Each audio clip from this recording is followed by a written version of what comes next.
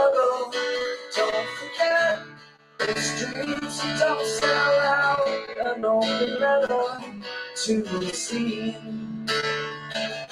And not everybody really liked him all the time. But the Sunday matinee, he filled the sky. Till the dear departed, and to the broken-hearted family at the hardcore funeral, I cried and I cried for the passing of a hero on the Lower East Side. And not everybody liked him all the time, but at the Sunday matinee, he filled the sky.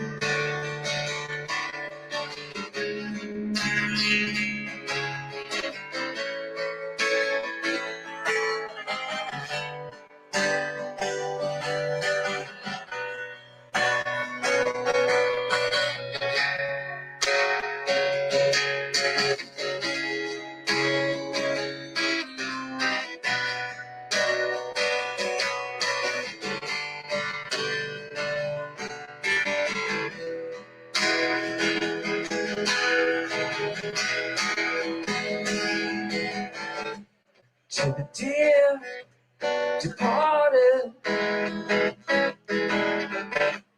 and to the broken-hearted family at the hardcore funeral, I cried and I cried for the passing of a hero on the Lower East Side. And not everybody liked him all the time, but as the Sunday matinee filled the sky.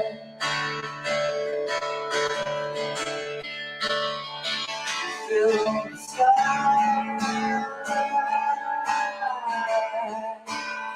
He sang.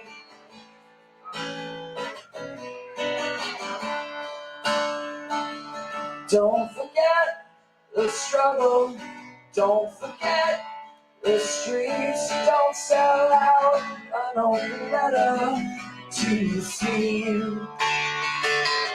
Don't forget the struggle, and don't forget the streets. Don't sell out an open letter to the scene. Thank you very much. Don't forget the struggle. Don't forget the streets. Wow. What an emotional way to start the show. Woo! You got me there, Wally. Seriously. Especially seeing Todd Youth standing back there. Man. Woo! Good way to start our 75th show. Greetings to everybody around the world, man. It's the New York Hardcore Chronicles Live. You know what this is, and you know why we're here.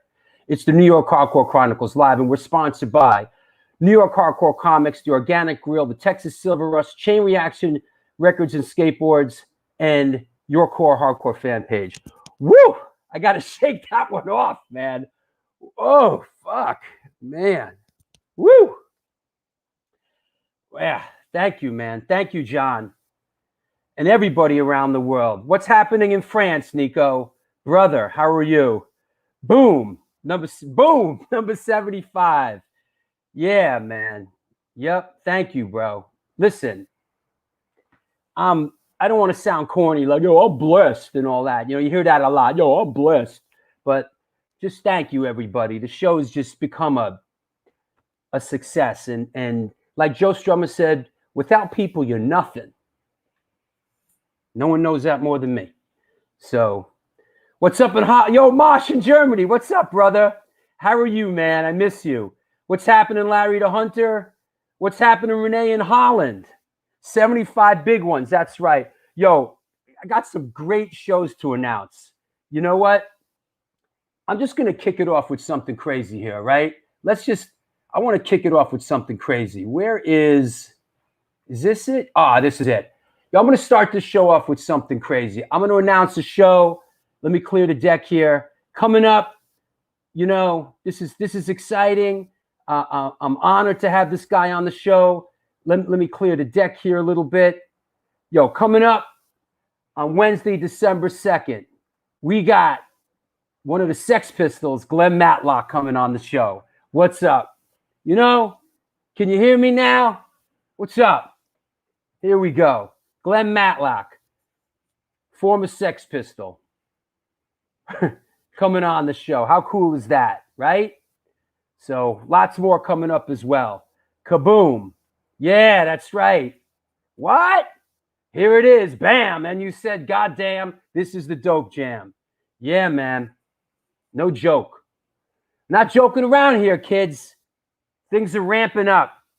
Things are ramping up here. And if you didn't already know, I know, right? You're still in tears. You see what you did, Wally? Yeah, very impressed. Oh, okay. Upstate Rick, I'm glad I impressed you, man. You know? No, Sid Vicious, I don't know if he's going to make it on the show. He's a little tied up right now. But that said, here we go. Listen, it's going to be a long show today. I'm warning you. It's going to be a long show. And I don't care. It is what it is. You know? A lot of people are coming through. This could probably be the longest show we've ever done. I don't really care. I'm in no rush. You can come and go as you please. In the meantime, let's bring on our good friend, Mr. Steven Messina. What's up, bro? What's up? How's everybody doing? Hardcore Shutterbug, Steven Messina. What do you say? You know what? This is special. This is a special day, I think. That's what I'm saying. And it couldn't have, bro, and you've been a big part of it, man. Oh, thank you. You know what? And listen, that's part of, like, I was thinking about this, you know, and it's like this. March 8th, I walked out of this show right here. This show. This was the last hardcore show I saw before it all went down. 45 Adapters, Car Bomb Parade, Model Citizen, Scum City, Faction Zero, Rock and Rob. We spent a year making amazing friendships, and you know, the thing that you really kicked off, you know, was something really special. And as a musician, as a photographer, like, we have this amazing thing, and all these people are here with us now. And really, we didn't miss a beat. Like, from the second lockdown hit,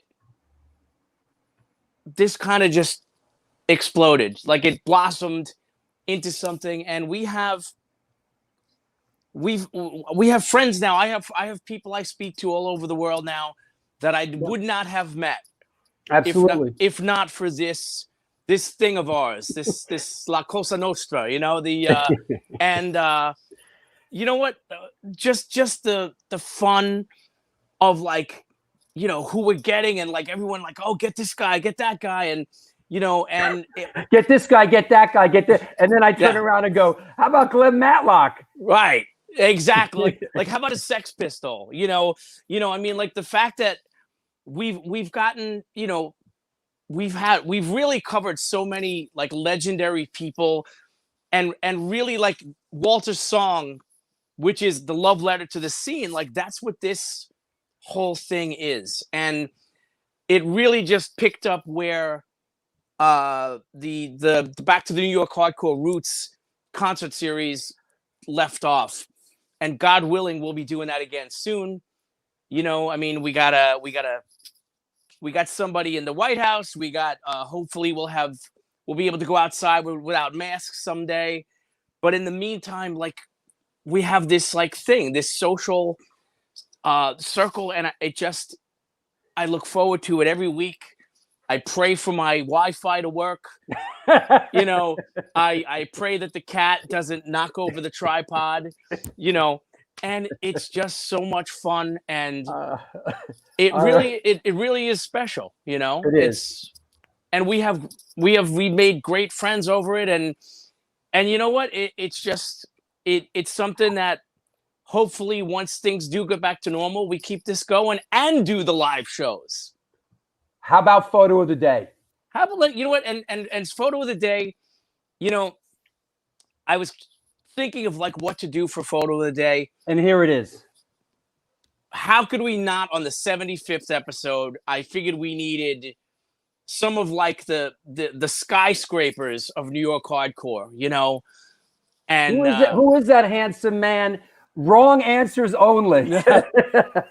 with a nice full head of hair too. You know, I'm a little confused by this guy's head of hair.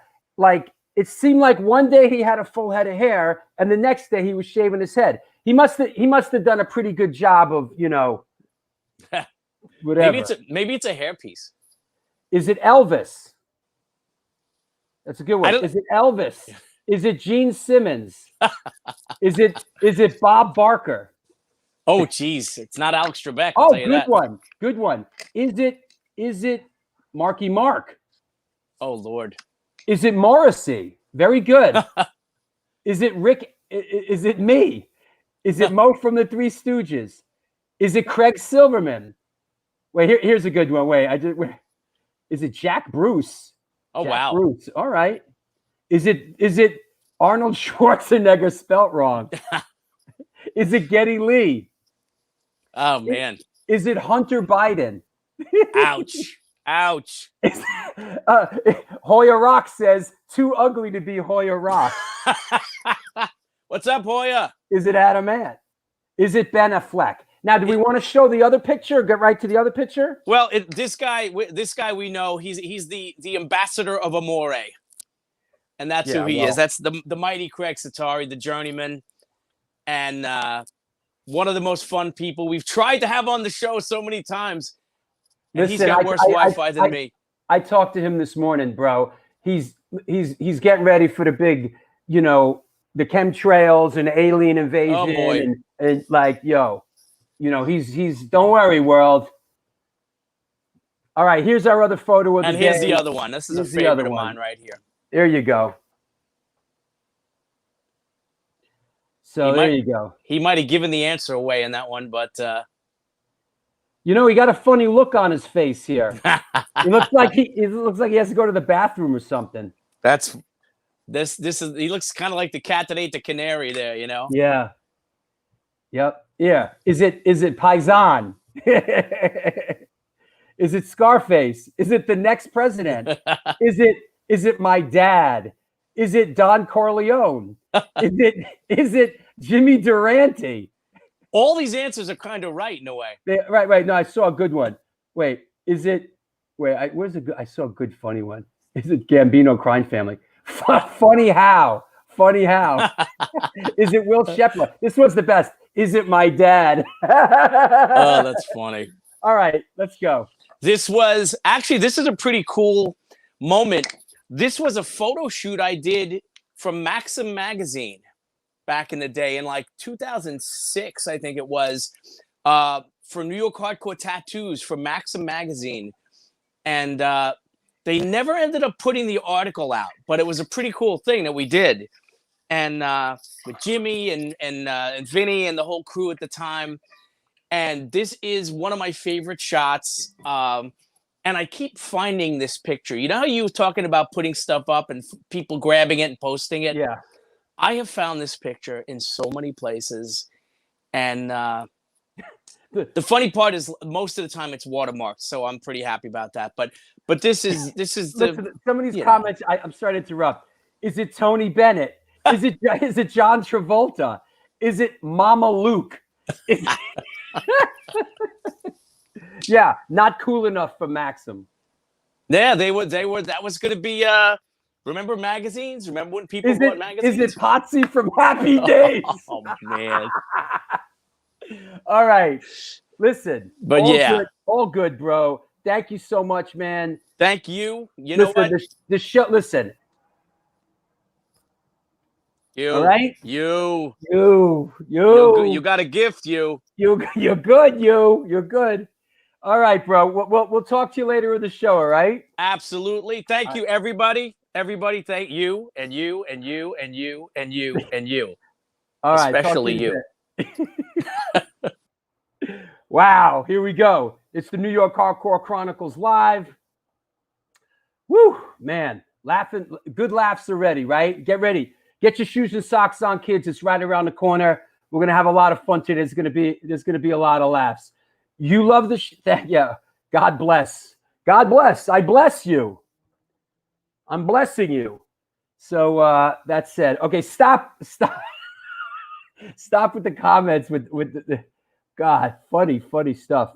All right, it's good to laugh. Absolutely, it's good to laugh. And we've said this before. That's why we started the show, as an alternative to all that other stuff. We don't get into politics here. You know, we don't get into all that stuff. You know, that this is the alternative to that. We come here for the community and to connect with everybody and to have a couple laughs and to get into hardcore culture and folklore and history, a little history too.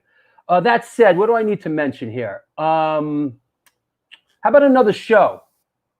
How about another show, yo? Listen, here's another one coming up. You know, I'm not fucking around here. You know, here's another one coming up on Sunday, November 29th. Get ready. We got Moby coming on the show. That's right. So we're super stoked on that. Moby's a fan of the show. He's coming on.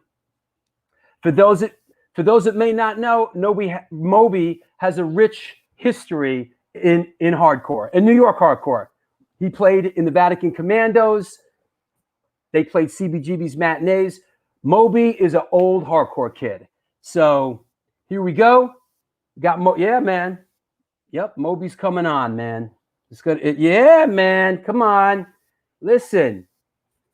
Only getting started here, man. Yeah, you know what, Tommy? I got to read his book, man. I got to read his book before the show. Yeah, I got to read his book. So, yep. There you go. Yes, Moby is cool. I like Moby. He's a good dude, and he's a fan of the show. So, he's coming on. Big animal rights guy, big straight edge guy.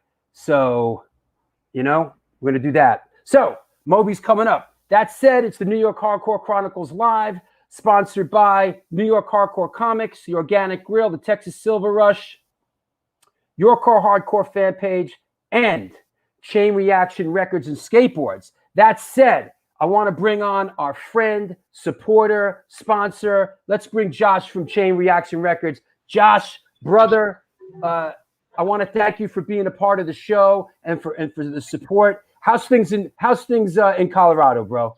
Things in Colorado are a little windy right now. You know, in the mid 70s yesterday, and be in the 40s and snowing tomorrow. But that's Colorado. I want to thank you, Drew. I mean, I caught you early on. It was a Sunday. I think you were early in lockdown or whatever, and I was bored, just cruising the internet, and I had followed your Facebook page. Show popped up, man, and my first episode was the episode with the End of Hope guys on there, and I know we've kind of shared little bits of this story over the last couple months, but that was my introduction to them. Ordered the CD, was really excited about the End of Hope CD. I was a little bummed out though that they didn't have it on vinyl. I hit them up, you have this on vinyl? Nope. So that your show introduced us. We've got the album coming out on vinyl here in the next couple of weeks on Chain Reaction Records. We just got the test pressings back last week. It sounds killer, sounds heavy, big, clean. And so it could be really any day where we get the email back from the pressing plant telling us that the records are on the way. When that happens, you and your brother and Davey Gunner, you guys got to come on the show and we'll give it a push. Yeah, let's get a big party going. You know what? Listening to your show, and I've never met any of you guys in person, you and Steven and Sid, but it's funny from watching and listening to the show so much. Your voice is always running in the background in my head, And then you know how it is. You start to feel like, I get to know you guys and stuff. And I've gotten to, if we were to meet in person, I'm sure we'd get along really well and be more than just internet buddies, And that to me is what's so special about punk rock and hardcore, and like it bringing people together like that, man. Like we got this album coming out. Just talking to Sid in the backstage before the show started, and we're talking about our homies out in LA, SMD and Big Mike and the crew. And those are guys that I met on tour 20 years ago, and we've watched each other's kids grow up and stuff. But that's what makes your show so important, Drew, and so important to so many people at this point across the globe. You can see when the show started coming on, everybody checking in from Switzerland, from Canada, from me, from the 303. It's amazing, man. Hey, what's up with the Motorhead shirt? Let me see it. Nice. Go ahead. I'm sorry. Super bootleg. Got it in LA a few years ago. Super bootleg. Yeah. But that's what makes your show so important, and the diversity of the guests that you have that still come back to what we're all about, And I know you get a little heat for that, some of the jokes from earlier, and but whether you've got fucking Don Airy on here or Glenn Matlock or Dave Smalley, man, it all comes together. It's all relevant, and I appreciate your show so much. Well, I appreciate you being a part of it, man, and thank you so much for being a sponsor, because, like I've said before, like it just doesn't magically happen. I need support from people in order to commit the amount of time that I put into the show. And I put in a lot of time into the show. I enjoy it. I'm very fortunate. I'm doing something that I love and that is connecting with people. But it's really people like yourself, in Chain Reaction Records and Skateboards. It's your support that's really making it happen. So thank you. And we'll talk to you soon. When in a couple of weeks, when the End of Hope record is like just coming out, you guys will all come on. Hell yeah. Looking forward to it, man. Take care of yourself, man. Thank you. You, man. Well, there you go. Josh from Chain Reaction Records and Skateboards, our good friends. We love those guys. If you can bring on Moby, you can bring on anybody. How about Ian Mackay? Listen, bro, I am the Lizard King. I can do anything. So don't you worry. You want more? I'll give you more. Hold on. What else we got here? Did you see this one? Come on. Coming up on December 6th. You asked for it, you got it. Let me clear the deck here. I mean, I know that this one I already announced. You might have seen it. But coming up on December 6th, the one, the only, straight edge juggernaut Mike Judge coming up. There you go. Got Mike Judge coming up on the show. So, yeah, we got a lot of heavy hitters coming down the line. So get ready. As you can see, Mike's ready to clobber you there. Yep. Mike Judge is coming on the show. So there you go. That said, let me see. Before we bring on our guest, a couple reminders real quick. For those that may be wondering about supporting the show, there is a Patreon page. Don't be a Hatreon, join Patreon. Please support the show. The Patreon is our community within the community. I post never before seen footage and videos from my archives. Like I've said before, I'm tired of posting my stuff up on the internet and having it get passed around like a cheap Tijuana hooker. So that said, join Patreon, support the show. Don't be a lurker your whole life. All right? Don't be a lurker. We need more chicks on the show. All right. Listen. All right. Relax. Don't speak ill of Tijuana hookers. Hey, you want more? Hey, speaking. All right. Let's not go there. So anyway. Yeah. There's the Patreon link. Also, if you can't wrap your head around Patreon, there is a PayPal. If you'd like to make a donation to the show, there is a PayPal link. Where is it? There it is. It's stone4124@AOL.com. That's right. I got my email address at the dawn of time when man was still in the cave rubbing sticks together. Stone412 at AOL is the PayPal address. The Patreon, check out the Patreon page as well. Join Patreon. We got a whole bunch of cool stuff going on. I'm going out on we're going out again in November on the Drew Stone Cinematic and Music Walking Tour. New York Hardcore Chronicles, 10 Questions starring you. Lots of good stuff. At least go check it out. Don't be shy. Go check it out. You feeling that Kangol, huh? Listen, my Kangol collection is not to be messed with. Feeling that Kangol, right? This is one of my top-notch Kangols. So I broke out, serious. Listen, L7, listen.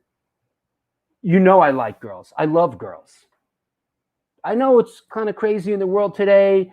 I know there's a lot going on, but just for the record, I like girls. So love to have girls on the show. I'm a big girl fan. I love girls, women, girls, whatever you want to call them.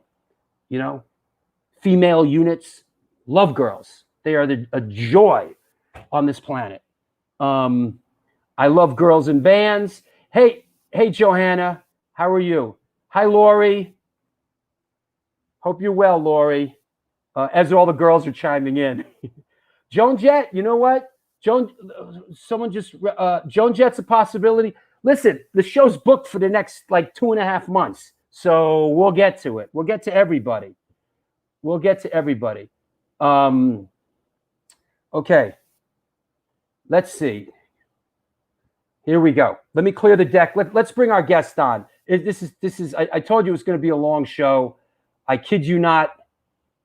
Let's clear the deck. Here we go. Is he ready? Let me see. Yeah, he looks ready. Here we go. Today's guest is an American musician, producer, and songwriter hailing from New York City. He has had an extremely proficient career, including stints in rival schools, Dead Heavens, and Moondog, but is best known for his work with Quicksand, Youth of Today, and of course, the mighty Gorilla Biscuits. Please welcome, coming at us from beautiful upstate New York, a fearless performer and one of the hardest working people I know in the hardcore world, Mr. Walter Schreifels. What's up? What's up, Drew? How are you? I'm good. How are you? I'm good, man. Good to see you. Good to see you. How's things, man? Things are good. I just been chilling, watching the show, and seeing all the community and it's awesome. It's great, man. It's good. It's good stuff, man. It's good stuff, and it all just sort of really organically came together, and that really. That just makes it great. So let's just jump right into it. What's up with you? What was happening when the zombie apocalypse hit? And music-wise, what's the latest? I was kind of on a high from the tour that I had just done with Gorilla Biscuits. We were out with Agnostic Front and Wisdom in Chains and H2O, and we were out in Europe on the Persistence tour, and that was so much fun. And so then I was just back in New York, kind of getting, doing music stuff, and then the whole shit hit the fan. But did you have more shows booked? Did you have to cancel stuff? Yes, I had. So I guess the last shows I played were GB played 2 shows out in Long Island. I forget the name of the club. Amityville Music Hall. It was awesome. And it was so many good bands on the bill, and we had so much fun. It was such a good, we were talking that night about washing our hands, and, the COVID thing had people were talking about it. And the next week, I guess it was maybe a week or 2 after it. Yeah. But, it's been, I miss all the things that everybody misses, and, the kind of freedom to just, see people do things and not have to think so much about, the possibility of all that. But on the other hand, it's also been really nice. I've been upstate, and it's been really cool to spend a lot of time up here and get and, watch the seasons come in, and summer was really nice, and it's been cool. I know your place. You've been kind enough to have me as a guest up there, and you have a beautiful place up there, right? You've got the babbling brook that comes through, and it's babbling right now. It's beautiful, man. You have a beautiful place up there, and it's a beautiful. Listen, I'm impartial. You know, I'm a big New York, you know, lover. I love New York State. You know, and you know, it upstate New York is beautiful. It is, and it's just been trippy, like being up here, like watching again the seasons like change, the different critters that come out and you know and go, and you know people up here. There's definitely a good amount of people from Brooklyn, but it's cool being in like upstate culture too, and just kind of getting to understand like that side of things too. So I've dug it. I've been having a good time. So let's talk about where did you grow up, and how did music come into your life? But really, like, where did you grow up? Primarily in Rockaway Beach. I was born in Rockaway, and Love it. Yeah. Oh, it's awesome. It's. I was just thinking. I was talking with my daughter earlier. She's going to Florida for this to hang with her friends, and she's so psyched. And I just had a flashback of when I was a kid, of just having the freedom to just go to the beach every day, and that was like a normal thing. So that was. I mean, you're kind of isolated out in Rockaway, but it's. I mean, there's a beach there. It's amazing. And you were born out there? I was born in Rockaway, yeah. And Bell Harbor, you said, right? Bell Harbor, yeah. It's crazy. Yeah. Because my good friend, we're going out there tomorrow to 139th Street. Yeah. Yeah, I have friends on 139th Street. I lived on 134th Street. That is crazy.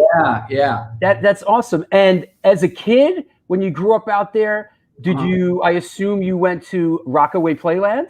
Hell yeah, I went to Rockaway. I mean, back then, I was not there during the heyday of it. It was really, you know, run down at that time. Right. I mean, just looking at it, it's amazing. I mean, it's like an old timey. You know, I always love along the East Coast, you know, like Coney Island or Asbury Park, or these kind of like, you know, old timey amusement park. Yeah. Before people could, you know, drive to Disneyland or whatever, you know, they would come to these places, and Playland was, you know, kind of a ratty little, you know, spot, but I loved it. Amazing. Yeah, it must have been kind of cool being a kid and having that not too far, you know. It was great. It was like a little miniature Coney Island kind of park, Land. Was there music in your household? Did you grow up around music? How did you get exposed to music initially? I guess when music kind of came more, my parents both went to Penn State University. So when I was about 4 or 5, we moved to State College for a while, and this is in the 70s. So, you know, it's just like Crosby, Stills, and Nash, like college kind of music, Cat Stevens, and what, you know, just kind of like Steely Dan, stuff that like college kids were listening to, I guess, in the 70s. Mm-hmm. And, you know, but it's all great music. I mean, that's all in there, you know, Joni Mitchell, whatever, that kind of stuff. But, you know, I think what really hit me was the Beatles. I mean, I think like all kids, they just love the Beatles. And I saw Yellow Submarine, and that really just, you know, blew my mind, because the music was so good, and the animation. I don't know how old I was. I was probably like 7 or something like that, pretty little. And that just put it in my head that I don't know if I thought about like that's what I wanted to do, but I mean, it definitely, like the combination of music and this animation, and also like the monkeys and stuff like that. Like it just seemed like those are the people that were having fun, you know? Yeah. And it's amazing because those, how do I say it? You know, songwriting, songwriters, incredible songwriters.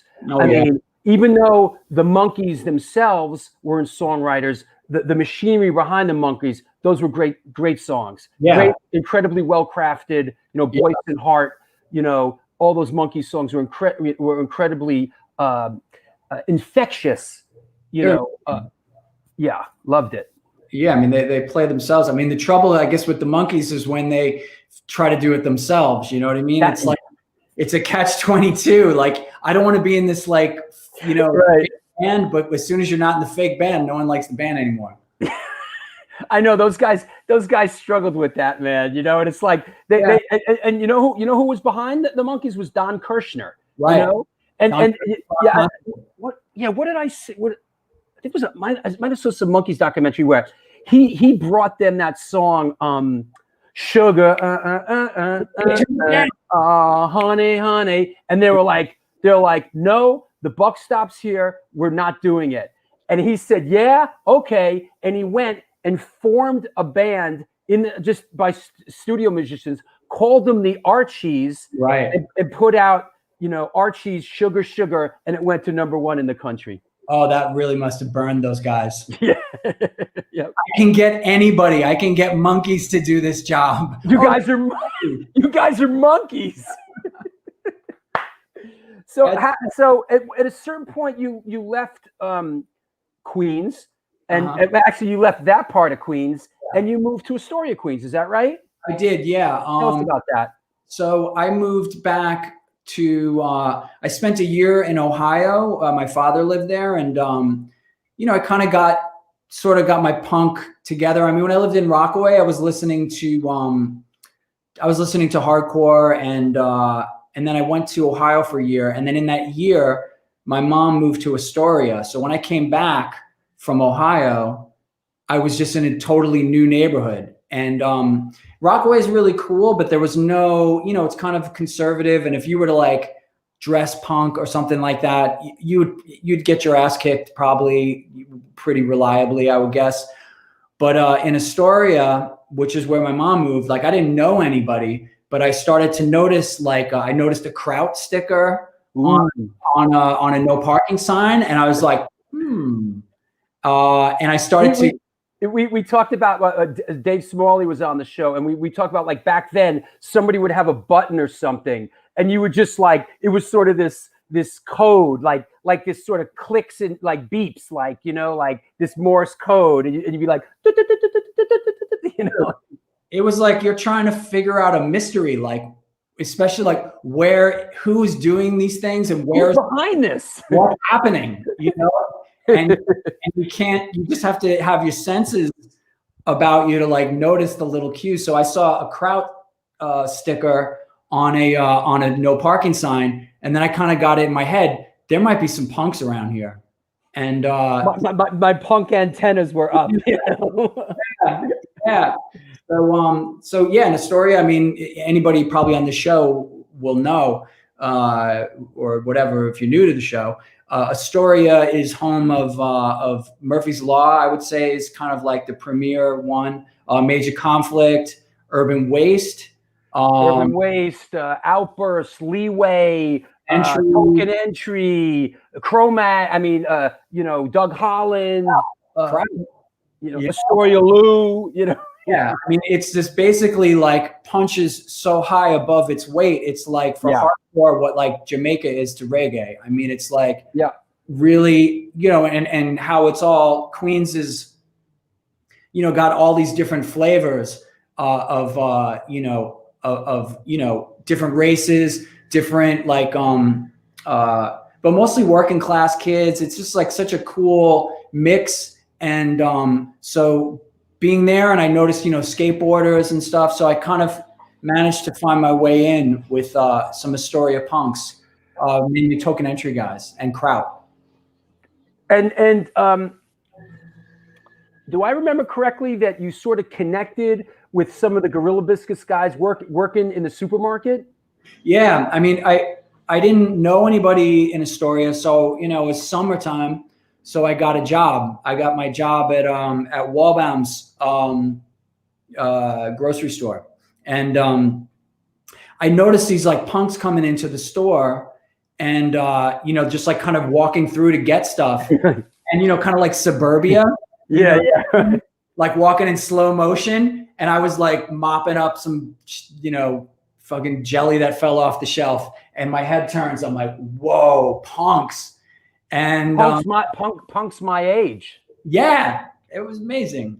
And those punks were like Anthony Comunale, who's you know, Raw Deal, Killing Time. Yeah, at the time he was Token Entry, and Arthur Smilios, who's the bass player in Gorilla Biscuits and one of my oldest dearest friends. But Arthur ended up getting a job at Wallbaum's, and I trained him in wagon boying. I was a wagon boy. So you just go out to the parking lot, get the wagons, collect them, bring them back in. Yeah, of course. This is a good entry level job. Great. I love that job. Yeah, for sure. I think back on some of those jobs I had, and like, God, they were awesome. Yeah. I was in the union on Sunday. I would get double time. It was a great job. Yeah, and you'd like go out and just slowly do it, and see other people, and it was great. I was friends with everybody too, because if you're the wagon boy, there's wagons everywhere. So I could, there's wagons by the deli, there's wagons in the produce, there's wagons, you know what I mean? So you're just, hey, what's up? Yes, I like the goth chick said, wow, best wall bombs ever. So how how does Anthony come into the picture? Anthony Cibarelli. Anthony, okay, so Anthony went to McClancy High School in Jackson Heights. Oh, Jackson Heights represent. Yeah.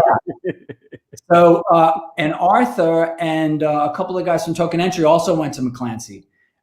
So I think we got invited to a party in Jackson Heights, and I went with Arthur, and maybe I don't even know if Anthony went, but yeah. So then we went to this party, and there was it's again, you're just trying to find more people that are into what you're into, and so we went there, and there was this other crew of Jackson Heights punks that kind of mirrored our own little scene. And so we just doubled our numbers in one party, and me and Civ just hit it off. Anthony, no one calls him Anthony except his parents, and you. But so I met Civ, and he was the coolest. So we just hit it off right away. Hey, you know what? Someone wants to say hello. Hold on. Let's get him on. Hey, Rat Bones, you out there? Hey. Yo. What up? What's happening, bro? What up? We out at the beach. What beach are you at, man? Coney Island. Is that right? Amazing. Look at Rat Bones. Look at Rat Bones living the life out of Coney Island. It's a good crowd. Me and my son did the polar bear swim. I wouldn't call it really polar bear today, but okay. Well, it's nice today, but I got something. Go ahead. What do you got? Hold on. Oh boy, not that. Hey. Happy 75th show, everybody. Yeah. Sparklers at the beach, baby. You can't see it in the sun. Happy 75th, everybody. It's been a hell of a ride. Thank you, Rat Bones. Thank you. Yeah, you had to, we had to celebrate somehow. Fireworks at the beach is right on. Listen, bro, you're doing it. I want to thank you. You've been a big part of the show's success, Rat Bones. Thank you. Thank you, everyone out there. Thank you, Drew. Thank you, Steven and Sid. We all got to put up with each other, but it works in the end, and that's what's important, Absolutely. So, we'll talk to you soon. Yeah, happy 75th show, everybody. Everyone who's bought a shirt off me, or asked about toys, thank you so much. And so great to have Walter on. What's up, brother? What up, Rat Bones? It's great to see you, man. One of my favorite people in the scene. One of the nicest guys, Walter, definitely. Rat Bones. Good to see you, man. We'll see you in a bit, Rat Bones. You're the silent but deadly type, brother. SBD. You might not throw your weight around, but you got the chops. You know what I mean? God bless, brother. Thanks so much, Talk to you later. Man, thank you. Woo! That's so cool. I love that, man. This is fantastic. I know, man. It's great. It feels like reminds me of what in CB's when you go and you see the band, you do your whole thing, and then out front of CB's is the whole other part of it where you're just catching up with people. This reminds me of that. Funny you should say that. You know what? Hold on a second, bro. I don't want to skip around or anything, but let's skip around because I have this picture of you and I saw it today and it reminded me of just that, what you were saying. Let me clear it and put it up. I know we're skipping around here and it's a little out of context, but I feel I have to strike at the moment because I saw this picture and it's a great picture, and you and I'm not sure who your buddy is in it, but I'm looking around in the background, and I almost felt like I was there. You ready? Yeah. Oh, I love this picture. You know, and I was looking at this picture, and you see Vinny Stigma in the background, like squinting. The sun is in his eyes, and like, you know, I remember those particular matinees on the Bowery where, you know, like 90% of the time it was like the weather was fucked up. It was cold out, but there was that rare moment. It was like a beautiful day, and I could just, I'm like there right now. The smells, the sounds, you know, the people, and like I saw this, and it brought me back there today. Absolutely, man. That was the, you know, there's so many different levels to why hardcore then and now is not just music. You know what I mean? It's like you're going in, you seeing the band, but as interesting as that was, and you know, dancing to a band, stage dive, and whatever it is, then you go outside, and then you have this amazing place to hang out with all these, you know, potential friends. You know what I mean? If eventually you might notice someone there and see him, you know, or you know, see someone there for a few times, and maybe see him in the pit, and then you know, eventually you become friends with that person, and everyone kind of threads together. In this picture, that's Kevin Egan from Beyond, right there in the Confront sweatshirt. Really? Yeah, that's Kevin Egan. Wow. I was just on a video chat with Kevin the other day because you know, he just directed a little Beyond documentary, and he asked me to look at it and give him some constructive criticism, and I watched it, and we were just talking like this. I didn't even recognize him. Yeah, that's him. He's you know, he doesn't look that much different now. He just shaved his head, actually. And here's a question from Lenny from Crazy Eddie. Are you on crutches because that's a skateboard trick gone wrong? Yes, of course. Yeah. I broke my ankle, like I guess like a few. I was on tour with Youth of Today. Oh. And in Youth of Today, we had this sort of crazy competition, like just diving off of shit, kind of jackass kind of thing. And it just, everything was a competition. So in skateboarding, I don't know, I made a bad move and broke my ankle. So I went to college that must be in the fall of that year. And I went to my first semester of college, and it might've been my last semester of college, on crutches. Oh yeah, it sucked. A full on ankle break? Yeah, pretty solid, man. It was like really, really bad. But you know, look, it didn't stop me from going to CB's, man. It didn't stop me. Now, at this point right here, was Gorilla Biscuits happening, or was this before? Like, so was Gorilla Biscuits the first band you were in per se? Gorilla Biscuits was the one that I started. But at this point, yeah. So I was in Youth of Today. I don't think Gorilla Biscuits maybe had a 7-inch out at this time. It's probably likely, but maybe the album didn't come out yet. So, you know, we were kind of another band in the scene, you know, like we were in there, but it wasn't like, you know, like you see Vinny in the back. I mean, those guys were, you know, just, you know, on another level completely. But, yeah, but you guys, I'm basically, you know, more or less, I mean, I don't want to say I'm from Vinny's generation, because Vinny's a little older than me, but me and Roger, you know, me and Roger and John Joseph and Jimmy G, we're all the same age. Yeah. I mean, you guys were a couple years younger than us. I think it's safe to say you guys were like the next generation, coming up. So Gorilla Biscuits comes together, and you guys kind of right away went in and did this demo, right? Yeah, and I love that Civ's home phone number is on there, 718-565. That's a sick number. Like 565-1999. 99, which was like one of my favorite shows when I was a little kid. And awesome. The song is dope. So awesome. So yeah, I mean, like you were saying, you know, I came into the hardcore scene very aware of that. You guys who are a bit older than me had built this thing, and you know, you guys were in on this kind of, you know, establishing, you know, building the kind of the structure. And so, you know, guys like me and Civ and doing Gorilla Biscuits and, you know, Sick of It All too, like we were that next kind of generation that trying to, like, we were inspired by Agnostic Front. We were inspired by Murphy's Law.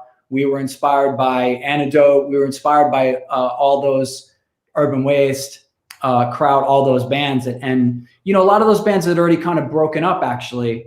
You know, those first wave bands. Or even like, you know, the Mob would play every once in a while, the Nihilistics. But it was sort of like, by that time of that other photograph, the scene had kind of, you know, gotten bigger and with a different trajectory because everyone was making demos. It had gotten the music. There'd been so many good bands, and then Revelation started putting out records. So then it kind of, I don't know, maybe more suburban kids were coming in and more metal kids were coming in. You know, so it kind of. Well, I think we've talked about this. First off, a question: did Anthony draw that? Is that Anthony's drawing on the?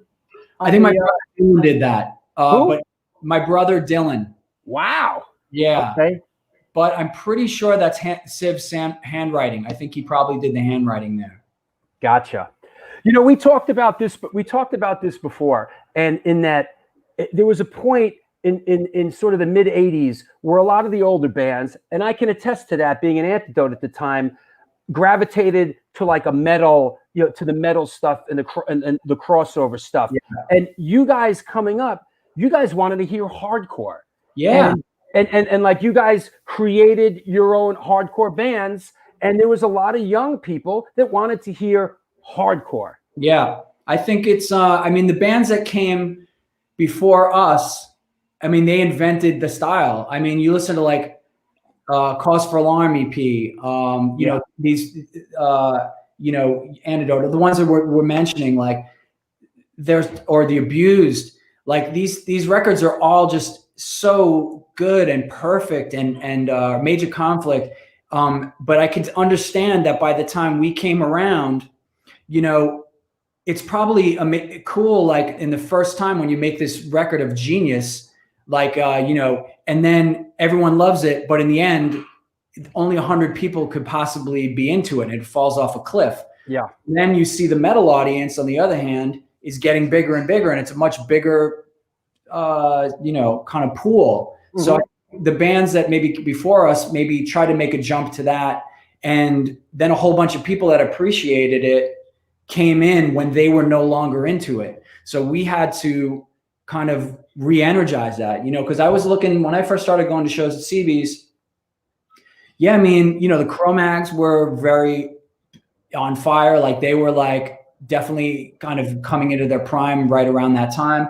And Agnostic Front were amazing. And Murphy's Law were just like on fire. But, you know, there wasn't that much below it anymore from where I was, you know, but that changed. Which sort of created a vacuum, which inevitably happens. And, you know, I want to give us a little background on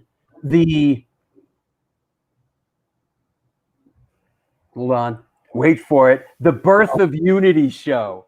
I know, this is amazing. And the date on this, wait, hold on, let me. The date on it is November. Oh, wow.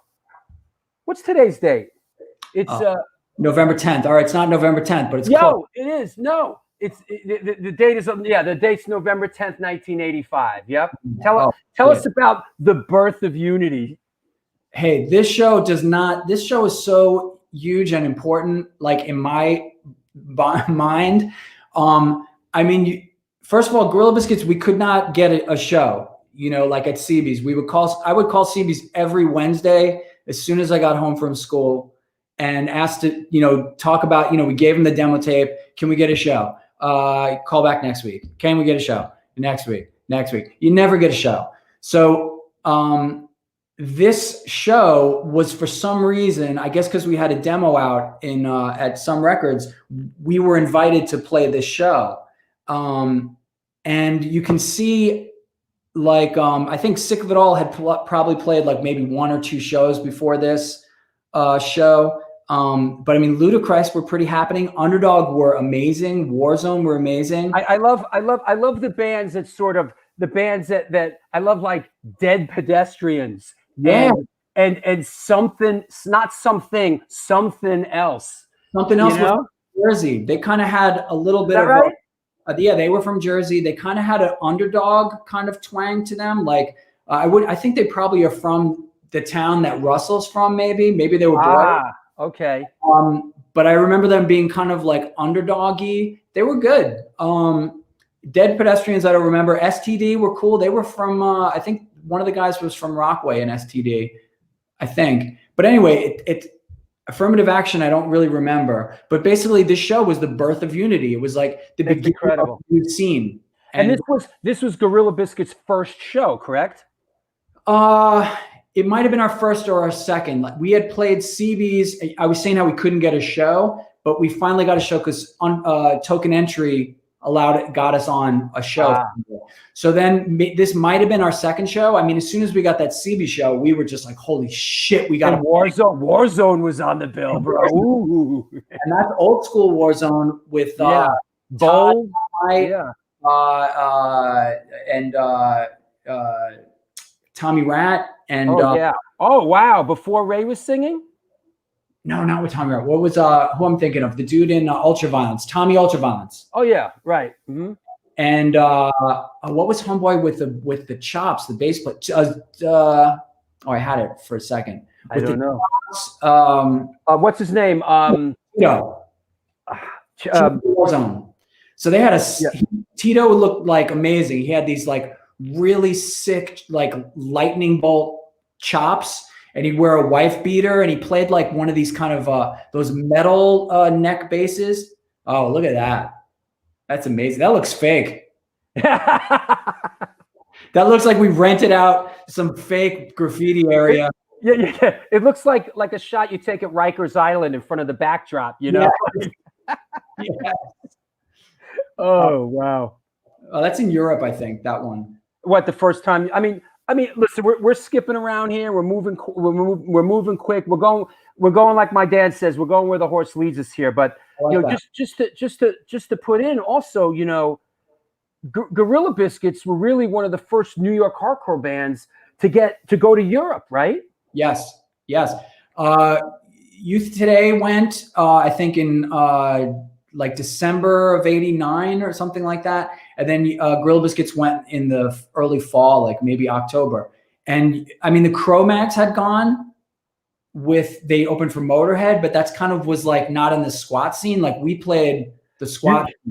We did the squat tour. I'm not saying that the Cro-Mags didn't earn their, you know what I mean? Like they got there. I would have chosen to go with Motorhead, but in any case, listen, bro, given the choice, that's cool. But I'm just saying for what we did, it's like we really got into the nitty gritty of the scene over there. And, you know, the scene in Europe was all DIY underground squats. And, you know, in New York, you know, it's just was so different, you know what I mean? And it was a real, you know, especially with Youth Today, but then even with Gorilla Biscuits, Youth Today kind of set the stage for it. But with Gorilla Biscuits, when we got there, everyone was so into New York hardcore and having something different. And, you know, in Europe today is I mean, it's not that we did it, but, you know, I think Youth Today really opened up the doors, and, you know, GB, and then not soon after Sick of It All. And Sick of It All definitely did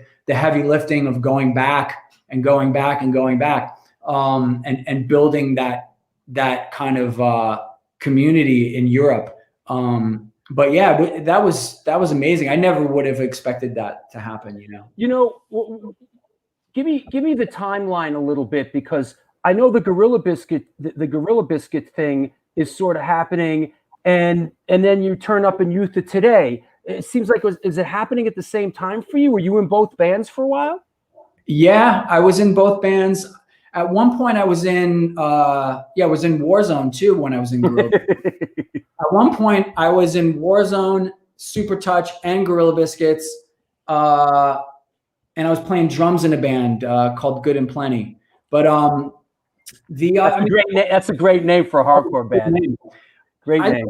The hardcore scene, like at this time, you know, like Youth Today, Gorilla Biscuits, you know, even some of the older bands, Nuts Front, like it was almost like all these different people were part of just one gigantic Beatles. You know? And also, if I can interject, what people sort of like, what I remember from back then is gigs weren't happening all the time. So, you know, like you do like a gig every couple weeks or a gig a month. Gigs were hard to come by. Like if you could do a CBGB's matinee, they'd let you do one. They wouldn't let you play again for a long time. So, you know, it was sort of hard to like play constantly. So if you were in a couple of bands, you could play constantly. Yes, that's true. I mean, Youth Today at that time was like, to me, the most exciting band coming, you know, happening. I mean, Youth Today was, and Ray in particular was so instrumental in promoting New York hardcore and really presenting it to the country and to the world. So like being in Youth Today for me, it was like amazing. Being in Warzone was like, so I was like, couldn't believe it. And, you know, or even Super Touch. I was in Super Touch too with Mike Judge and Mark Ryan for a while. And all that stuff was just, you know, everybody was kind of all in the same band in a way. Yeah, there was a lot of overlap. Yeah, for sure. And so before we take a break, of course, we're going to bring Roger on, Roger Moret. He's going to come on and hang with us a little bit. But because I'm just afraid after that everything's going to sort of like get crazy. So, but I want to ask you, after Gorilla Biscuits kind of splits up, you're sort of the driving force and the impetus behind Civ starting a band. I mean, basically, correct me if I'm wrong, but that original kind of Civ band was really kind of Gorilla Biscuits, right? And you wrote all the material. To tell us a little bit about like what was the mindset behind that, all that. I think at that point there was, I mean, it's funny how time goes, but Gorilla Biscuits hadn't been broken up for that long. But when you're young, you know, I'm sorry, once again, Civ says this in the hardcore film. Back then, when you're young, like a month or a summer is like a year, you know? So, I mean, it seemed like that was like a whole other era. And just, I thought, I didn't really want to bring Gorilla Biscuits back, but I thought like Civ's such an amazing singer and I missed hanging with him. And so my roommate at the time was Charlie Garriga. So just kind of wrote a couple of songs, and I thought like I want to write something in the spirit of Gorilla Biscuits, and if Civ likes it, then maybe he would do it.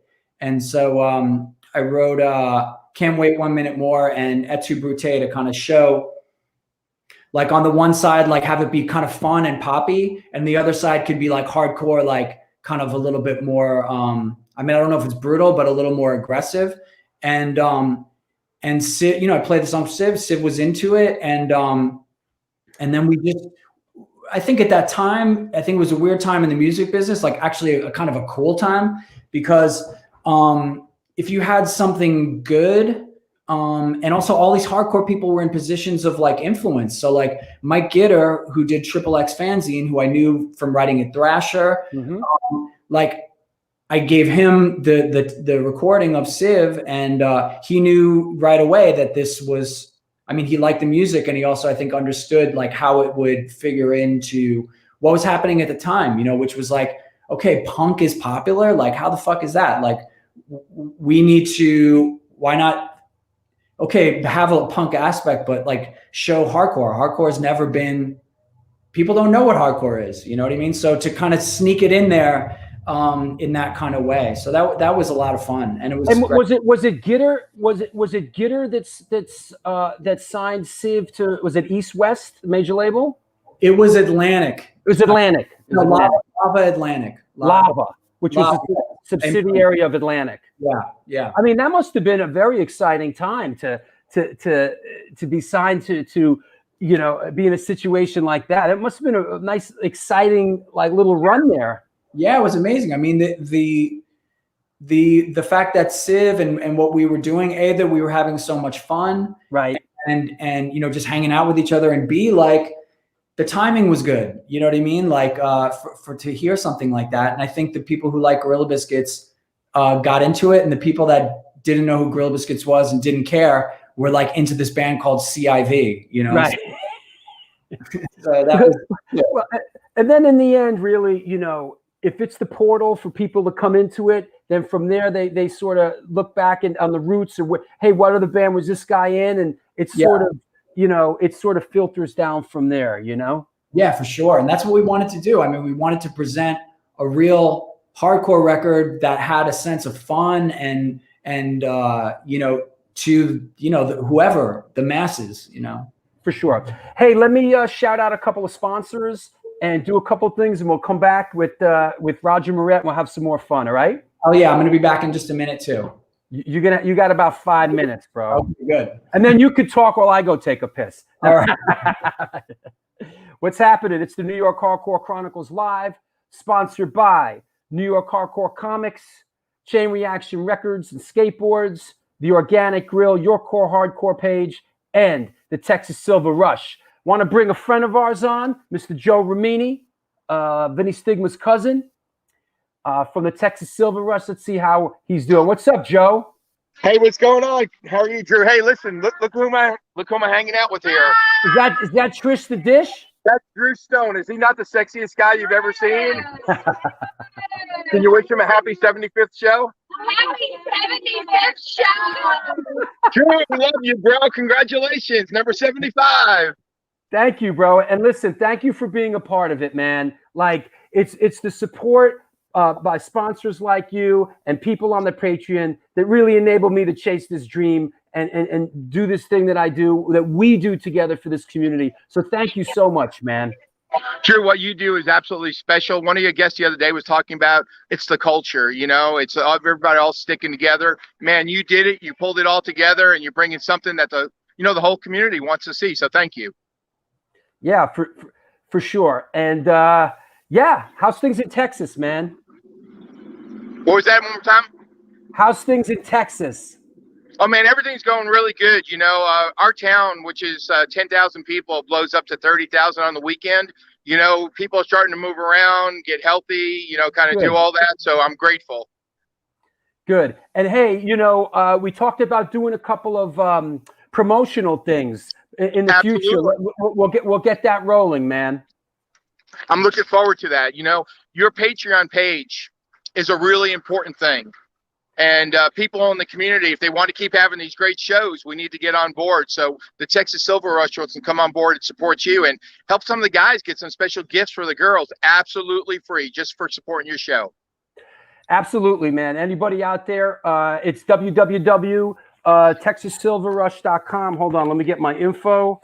Yeah, it's www.texassilverrush.com. And yo, you know, we got to get Greg Rollet on the show from Santana and Journey. The show's booked now for like the next fucking couple months. And but awesome. when the dust settles, we got to get Greg Rollet on the show. Just so you know, after you and I spoke the other day, I dropped him a message and everything. So, you know, especially in the format you do in here, it's no big deal. He could be in his recording studio. So I'm sure he'll do it. He's a great friend of mine. For sure. Thanks a million, Joe. I love you, man. Good luck with blessings with everything down there in Texas. We'll talk to you soon. Absolutely, Drew. Take care, bro. Well, there you go. Got a lot of people around the world, huh? What's going on in the chat room today? What's going on? Some people talking out the side of their necks today? What is going on? You know, people coming in and starting trouble on our show? Really? Ooh, that's almost the first. People coming in on the 75th show to start trouble and talk out the side of their necks? Pretty funny. Hey, Mike Gibbons, what's up, brother? Hope you're well, Gibbons. Thank you for supporting the show. Texas is the reason. Yep. Yeah. Listen, whatever. They come, they go. They get banned pretty quick. you know, so whatever, you know, people get I don't want to point anybody out, but yo, keep talking out the side of your neck. You'll just get banned and blocked from the chat room and from the show. So, you know, who cares? There you go. Let me see. What else I got? Oh, how about another show? Yo, how about another show, huh? How about this one?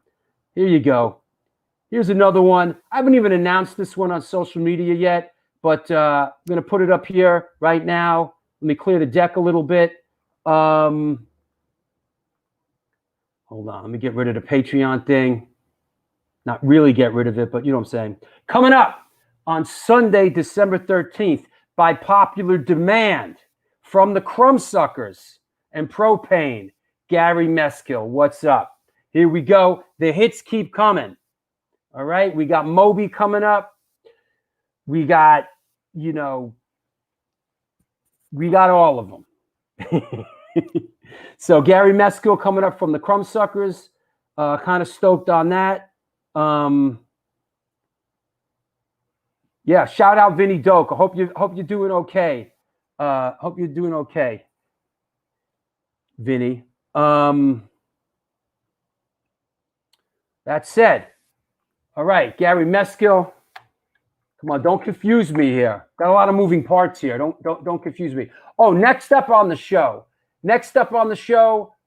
This Wednesday, November 11th, from Public Image and Pigface and 9 Inch Nails is Martin Atkins. This should be cool. Played on some of the classic Public Image records. So we got Martin Atkins coming up on the next show. Everybody got to come and get down for that. And then after that, we got El Nino. We got Laz and Dave Chevalier from El Nino after that. So don't forget, that's Sunday, November 15th. What else do I need to remind you and anyone else of? No, we're pretty good. New York Hardcore. Yo, the New York Hardcore Chronicles merch. I just put the link in the chat room. Hey, listen, while all you clowns are coming on the show to try to disrupt things, why don't you go buy a mug or something, you bum? It's going to cost you. You want to come on the show and talk out the side of your neck? It's going to cost you. Either join the Patreon or go get a mug. Or, how about this? Get some girls' leggings. There you go. So that said, I think. Oh, rest in peace, Alex Trebek. Wow. I guess that's it for Jeopardy, huh? Right? Can there be a Jeopardy without Alex Trebek? Is that possible? Is that even possible that there could be a Jeopardy without Alex Trebek? I don't know. Maybe. Lots, Yep. So there you go. All right. Yeah, for real. Alex, yeah. I'll take sad for 200. Yeah, absolutely. Yes, Chico. Alex Trebek passed away, Yep. Jeez, man. So that said, let me clear the deck. Let's bring on some more guests here. Get rid of this, get rid of that. Here we go. That said, want to bring on one of the pillars of New York hardcore. Proud to call him a friend. Let's talk to Roger Moret from Agnostic Front. What's up, bro? Hey, what's up, Drew? How are you? Don't get too comfortable over there, bro. I was just sitting back enjoying the times, How's everything in Arizona, man? Oh, it's good, man. It's good, It's as good as it gets, if you know what I mean. But I think that's everything everywhere else. So yeah, yep. I gotta come visit my mom. When I come visit my mom, we gotta hang out a little bit. All right. Well, you've been, you know where I'm at. Yeah, for sure. Hey, but we're gonna bring Walter back on in a minute. But real quick, tell us what's going on with this. What's going on with this? Oh, so what happened was, I'm out here just when I did my book and I did those personal in signings here and there, I made these stamps. I made everything really personal. The same stamps I use for the United Blood reissue. I stamped them individually. So a lot of people were asking me about, man, these, like you should, do you have more signed books? Blah blah blah. Then they started asking me about merch, like those stamps would make great merch. So I just decided to go out there and do some pre-orders of some of those original stamps based off the ones I was doing off my book, really pretty much based off the back of United Blood and that era, and just put them out there on really nice quality shirts or something. Just put them out there, just a little support, you know what I mean? Just a little something. But I wanted to do something really, really like cool to the era, to the times, And these are classic, man. Yeah, they're classics, which is cool, And I'm looking at them right now because you just got them up. The one to the left, which is the B side of United Blood. If you've watched The Godfathers of Hardcore, the film, you see I'm wearing it at an A7 show. I'm wearing that shirt, and right. That's how rare some of these shirts are. Like you see, I'm wearing it. It's November. You played that show with us, Drew, at A7. Well, that's the classic A7 show, right? Wait, let me get go ahead. Let me find the flyer in the meantime. Okay. Yeah, that show. I played in 3 bands that day. I played with the Rat Poison band, which was Warzone. I played with the Psychos, and I played with Agnostic Front. So I played in 3 bands that same night. And then you guys played, and so did Scab played, I think. Here it is right here. Hold on. There it goes. Hold on. You found it? Hold on. Yeah, I got it. Hold on. This one. Yeah. So I love these old hand-drawn flyers, right? These old. I've got that flyer, and you see the other shirt design right there. Oh yeah, right. You see it? Yeah. So these are all based off of like a certain time capsule, 1983 era. When we printed very limited, like we did silk screens. We used to run down to the art shop on Canal Street. Do you remember that place? Yeah, of course. All the way down, and then you give them the image, and they would burn it for you. They would burn you a screen, and it was like $30 or something. They burn, and then you go to Canal Street and buy the cheap shirts, right? And at the same place where they burned you the screen and gave it to you, you could buy the ink. Yeah, and we didn't know what we were doing. We're just making them, and you washed it twice, everything was gone. I remember buying an early Agnostic Front shirt. It was like half the shirt was like super thick ink. The other half, I just fade away. I like on this flyer, Verbal Assault, aka the Rat Poison band. Right. Well, let's talk about that show, which is really cool. But specifically, Verbal Assault, Rat Poison band, because it was like a little conflict there. Because Tommy wanted to call it Verbal Assault. We wanted to call it the Rat Poison band. And it was, I think, like I said, I played bass in that band, which eventually Tommy wanted to call it Warzone, and it turned into Warzone. You know what I mean? With rabies and all that stuff. But that's a classic show right there. A Blood right there, Danielle's band. Yeah. And I'm pretty sure the Psychos played. Yeah, the Psychos is on there, right? Yeah. It's Verbal Assault. Well, Rat Poison band became Warzone, right? Right. Well, Rat Poison band was Verbal Assault for like maybe 2 shows because Tommy Rat insisted. Then it became Warzone, Right. And is that my flyer you scanned? Because I have that flyer. I think so. I think so. I think Danielle told me that's her handwriting on it. Yeah. So I think, but yeah, I mean, that's a classic. Verbal Assault, The High and the Mighty, The Psychos, Agnostic Front, and Blood on top. Yeah, Blood's is that another one? Final Confrontation? Was that a band? Man. It says on top, it says Blood plus Final Confrontation. Yeah. I'm trying to remember right now, man. Wow. What's cool about that show, Drew, is that I have footage. Like, all the footage you see on that the Godfathers of Hardcore, the early footage, is from my little secret stash over here. It's actually footage from the A7 Club, and it's actually 2 camera footage. There's one in color, one was in black and white, which is really bizarre. And I have footage from the outside, of course, too. And what's cool about that is that I have that. You've only seen a teaser. You've seen like it's on YouTube, like Agnostic Front's earliest show, It's like 1983, and it's at the A7. You could see that. You know what I mean? Mhm. I had the whole set. The whole set was about 22 minutes. Todd Youth is playing bass, and we're playing and Dave Jones is on drum at the time, and Ray Bees is singing with me, and we're playing everything like United Blood had just been released, like maybe a month ago, if anything, at that point. And we're playing all the United Blood stuff and a bunch of new Victim in Pain stuff. It was pre-Victim in Pain.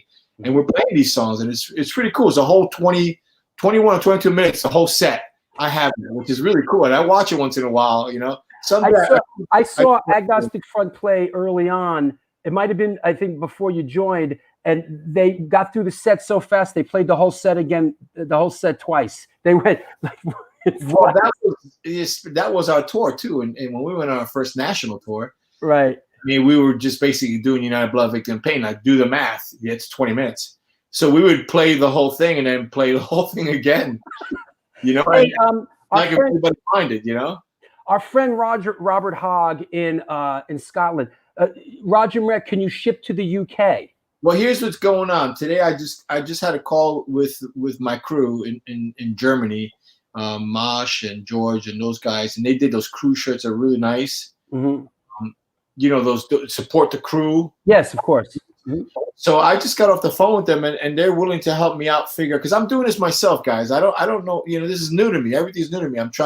I like doing things personal, like I did United Blood, Victim in Pain, personal. So this is like a personal thing. I'm going to pack these things myself. You know, I'm going to sign the books. I'm going to stamp it with the regular old school style logo.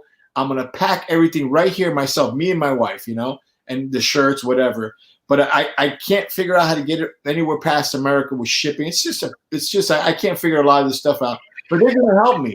So what I'm going to do is I'm going to, in the next day or so, because I'm only doing like a couple pre-orders right now, I'm going to announce, you know, I'm at my IG, Roger Moret, if you follow me on Instagram, Roger Moret, and I'm going to announce that there's now shipping, you know, worldwide, and then I can make it happen where then I could forward the orders to them, and it's going to be based over there. At least they're going to be able to get it to people outside of the U.S. where I'm unable to. I just at the moment I'm unable to leave. Well, you know, the whole situation with the world's in, it's kind of tough, everything anyway. Yeah, for sure. I mean, the thing about shipping to Europe from the States is it's extremely expensive. And, you know, I just went through it when I did the A7 shirts. You know, shipping a T-shirt to Europe is almost as much as the friggin' T-shirt. You know, it's really expensive. Hey, that said, let's bring Walter back on. Let me clear the deck a little bit. Let's bring our friend Walter Schreifels back on. Hey, Wally. Hey, what's up, guys? Walter, how are you, man? We were just, the last shows we played together for the year, we were together. It was January was the end of an era for us, huh? It was amazing, man. I over the course of this whole time, like one thing I look back on is the perfect timing of that trip and how we were all able to just like have this incredible time together before the shit hit the fan. It was amazing. Shit hit the fan big time. Like we just got under the wire. So and we just dropped a new record. Everything's just happened. But yeah, hey, you know what? I look at it this way. It's horrible the times, and we got to do to help people, whatever, you know. But the world's been in worse situation, worse times. So it's true. Think about the Great Depression. Think about World War I, World War II, and just keep thinking about it. We're okay, man. We just gotta hang in there and figure it out. It's tough. I'm not gonna lie. Hey, Walter. For those that may not be familiar, tell us about the tour that you guys just did. What the name of it was and who was on it. We did a tour in Europe called Persistence, which is like an ongoing tour that has been going on in Europe. It's a traveling tour. I think I'm sure AF have played it, you know, at least a couple times. Mm-hmm. And yeah, it's just amazing. Like as a traveling circus when we went. I mean, it was Wisdom in Chains, AF, us, H2O. It was like everybody from New York. We were just having the best time, and the European audiences were just so cool. And we're playing like just really cool big shows. And the last show was in London in this like the Forum, and it was just I don't know, it's just cool. Like it's crazy when you think of like, I mean, you guys, you're talking about A7s, and the shows cost $2. And you're making $30 screens, and then you think of that music traveling over to Europe, And I remember one show we played to like, I don't know, it seemed like 3,000, 4,000 people in like some big factory that little Germany, East Germany. Yeah, it was insane that little energy like sparked, and there we are, and we're there together. Like, there's something about like New York hardcore that really connected with the world, which is really, really grateful of it. I don't see many scenes in America. I'm not just trying to, there's a lot of great bands from all. I mean, I love bands from all everywhere. Yeah. For some reason, the New York hardcore bands really did really nice bridging internationally. People really connected to the New York hardcore bands. I think with you know what I think, and just in my being a musical archaeologist and being a documentary filmmaker, I think that part of it, from what I've gathered, is knowing the guys from Boston and knowing the guys in DC. There was a lot like, yeah, we did that back then, and we sort of like, you talk to like a lot of the old DC guys from the early days. They sort of look upon that as sort of like, yeah, we did that, when we were teenagers, and then they really kind of turned their back on it. The same with the guys up in Boston. A lot of the Boston guys that were around early on, kind of did it and moved on. I think what's happened and what makes New York, what has made New York historically so important is that, like we talked about earlier, Walter, is that new generations of bands came up. You like Walter, you guys came up next. Cro-Mags, started, and then of course, Roger. To me, the real big one was Madball. I mean, Madball really just injected a new life into the New York hardcore, not just New York hardcore, but American hardcore. And so, to me, it's almost like the tortoise and the hare. It's like those other scenes jumped out really fast. And I know, like Roger, you and I, we loved bands like SSD Control and all that other stuff. New York was kind of slow to sort of get up to speed, but New York got up to speed and had band after band after band. For sure, it's longevity. It's passion, longevity. And I don't even want to say that those dudes we're talking about lost any passion and stuff. I just think it's just. It was a time and a place, and I guess they, sometimes people have families, they move on or doing things, and or sometimes we don't grow up. Like I'll tell you right now, Vinny Stigma has never grown up. Right. There is no way that guy will ever grow up. So, and I'm kind of like, let me see. You know what I mean? We're like a married couple, and we're together for the kids. Literally, we stay together for the kids. If you know what I mean. You're like an old Italian couple. We can't get a divorce. We have to stay together for the kids. It's much easier to not get divorced. Just keep them over there, and I'll stay over here. Hey, you know what? I want to do something with you guys. Let's bring on hey Sid. What's up? What's up, guys? What's going on, Roger? What's up, Walter? What's up? Hey, Sid. Hey Sid, let's do we sort of touched on it a little bit, but real quick, let's do record of the week with Sid the Kid, okay? So here we go. This is Sid the Kid record of the week. Boom. There you go. So Sid, tell us a little bit about it, and then we'll talk to the fellas. All right, guys. So today I had to go through quite a few of what I had, and honestly, what better way to celebrate the 75th show with a classic record such as this? Honestly, if you can't tell by now, this is the first Minor Threat 7-inch that came out on Discord back in 1981, I believe. It was recorded, I believe, the spring of 81, came out in June of 81. It's not really much you can say that can't be said about the record itself. It was recorded by, I believe, the band obviously did produce it. And Skip, if you've heard, Seppi song, they thanked him on it. He also produced this record as well with the band. For the album or EP being only 8 songs and 9 minutes and 20 seconds long, this thing hits you like a freight train from the first riff intro into filler up until the end of Minor Threat. It's just like such a hard-hitting record. Even for me, it had such a really amazing impact. I mean, for the fact that this came out on 4 different pressings, I believe. The first 3 pressings came out 1,000 each, and then I believe the 4th came out to 2,000. From what I'm talking about, they had different color, inserts of vinyl that you see here. This is the red insert version. I I believe they had a blue, yellow, and green. And I know Roger, who's watching this now, I believe Roger might have all four. So for even record collectors, 4,000 of these things are floating around, and I only have 2 of them, so I don't have all 4. Hey, Roger, you, I mean, I remember getting, I remember buying this when it came out. I mean, this was a template. This was awesome, man. You remember this when it first came out, Raj? Oh yeah, man. It's like it changed everything. Yeah. When I heard that 7-inch, I mean, at the time in New York, we had our great bands too. Hey, I love the Misfits, Yeah. But when this, and I love the Bad Brains. Don't kid yourself. We still had the Bad Brains floating around at the time, but they were kind of like up alone to us from DC. You know what I mean? But when this monster dropped, it was different because it also had to do with youth. And not only was the band as right in your face, it was a whole different thing. It was a whole straight-edge thing, but it was very youth orientated. It was to change what was going on. Like back then, like in 80, 81, you still had that that little mentality of punk rock, go fuck yourself, drugs and stuff like that. So they came in with something different, and it really struck. It really hit the youth. It hit like my generation, my age. When I picked this thing up, I was like 16 years old, and I was like, wow, this thing is totally speaking to me. You know what I mean? And I'll never forget it. There's a lot of bands. I mean, this is a great choice for sure. And one other thing, I think it was the insert of this record actually had the age of the group members on it, and I remember looking at it and it was like 15, 16, 17. And it was like, wow. Like, at the time I was at 18. And it was like, wow, these are kids my age. Our age. Yeah.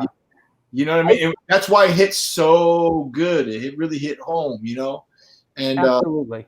Hey, Walter, any thoughts on this record? I'm just looking at this record's, one of the cornerstones of the whole thing. I would say, along with United Blood, for sure, like these early records. But you just look at it, you don't even have to know anything about who they are, and you just look at this like Minor Threat, like that's the sickest name.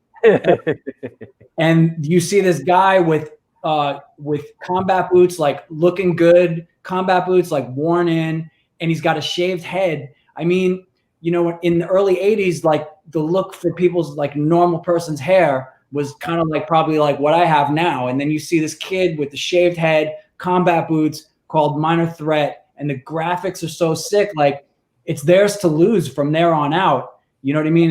It's so powerful. It connects so hard. And it's got the power of what Roger was saying of youth. Because I mean, I got the green one, but you can tell like how it's all handmade. And Roger, you were making your records, and with Gorilla Biscuits, we assembled our records, and you knew by looking at it and reading the lyric sheet, like this was made by kids like just like you, or maybe like a little bit older than you. And the music is so good, and like if you don't get it, it sounds like shit, which is perfect. You know what I mean? You want to have a music that you can call your own, that doesn't sound appealing to just every normie person, and Minor Threat, and it had cool lyrics. I mean, amazing lyrics. Obviously, everything you said is right. Everything you said is on point. You know what else I want to make a point, because you made this point, Walter, is like the guy with the shaved head. At that time, New York City punk scene, a lot of punk scenes, everybody has spiked hair and mohawks. Right. So they introduced this whole American hardcore shaved head things, which was an American hardcore thing, more or less, not really an oi thing. You know what I mean? And that's what New York got behind of. All the New York people, they shaved their heads. Next thing you know, there was like the New York Skins. But it was really based off of this. Yeah. This is what it was based off of. I think of the line, real people being themselves, not just weirdos. Yeah. Like that's Minor Threat. That's that look, dude. You just shave your head. You got utilitarian, like a fucking t-shirt, jeans, some like combat boots that could tell a bit of a story. And you're in there. You're not a weirdo. You're a fucking real person. And I related to that right away, This just looking at the bottom right, this is Discord Records number 3. And if I'm remembering correctly, I think Youth Brigade was number 1. And was SOA number 2, maybe? No. SOA was 1. 1 was Youth Brigade. What was 2? I believe it was a government issue, if I'm not mistaken. Could have been government issue. No. One was God, how can I forget this? I'm looking it up. We all have the 40 compilation, and I can't remember it off the top of my head either. Discord 40 Ps compilation. Oh, Yeah. SOA. Did we say SOA? I said SOA. Go ahead. Here, wait. wait. Hold on, I'm looking it up. I got it right here. SOA. Okay, here you go. Number 1 was Teen Idols. Number 2 was State of Alert, SOA. Number 3 was Minor Threat. 4 was Government Issue. 5 was the other Minor Threat. 6 was Youth Brigade. You know? Yeah. Yeah. But I love SOA, man. Yo, come on, bro. I love that record, man. That reunion will never happen, but that would be sick if it did, though. Roger, that record, that SOA record is probably the biggest. That influenced me beyond belief. That record, that SOA record, you know, a Black Flag, you know, the Black Flag Damage was. I mean, you know, the Black Flag when they were really great, and but that SOA record and that Negative Approach record. Negative Approach was crazy when that thing came out. It was just like, oh man, when they we're going deep. We love that stuff. Negative Approach come out after Minor Threat, or was it at the same time? Yeah. After. Yeah. Negative Approach. This was early in the game, man. This came out very early in the game, and it was mind blowing. And another thing I just want to mention too that came out, I think a year or so after this, was the Flex Your Head compilation. Yeah, we loved that, man. Great compilation. Yeah.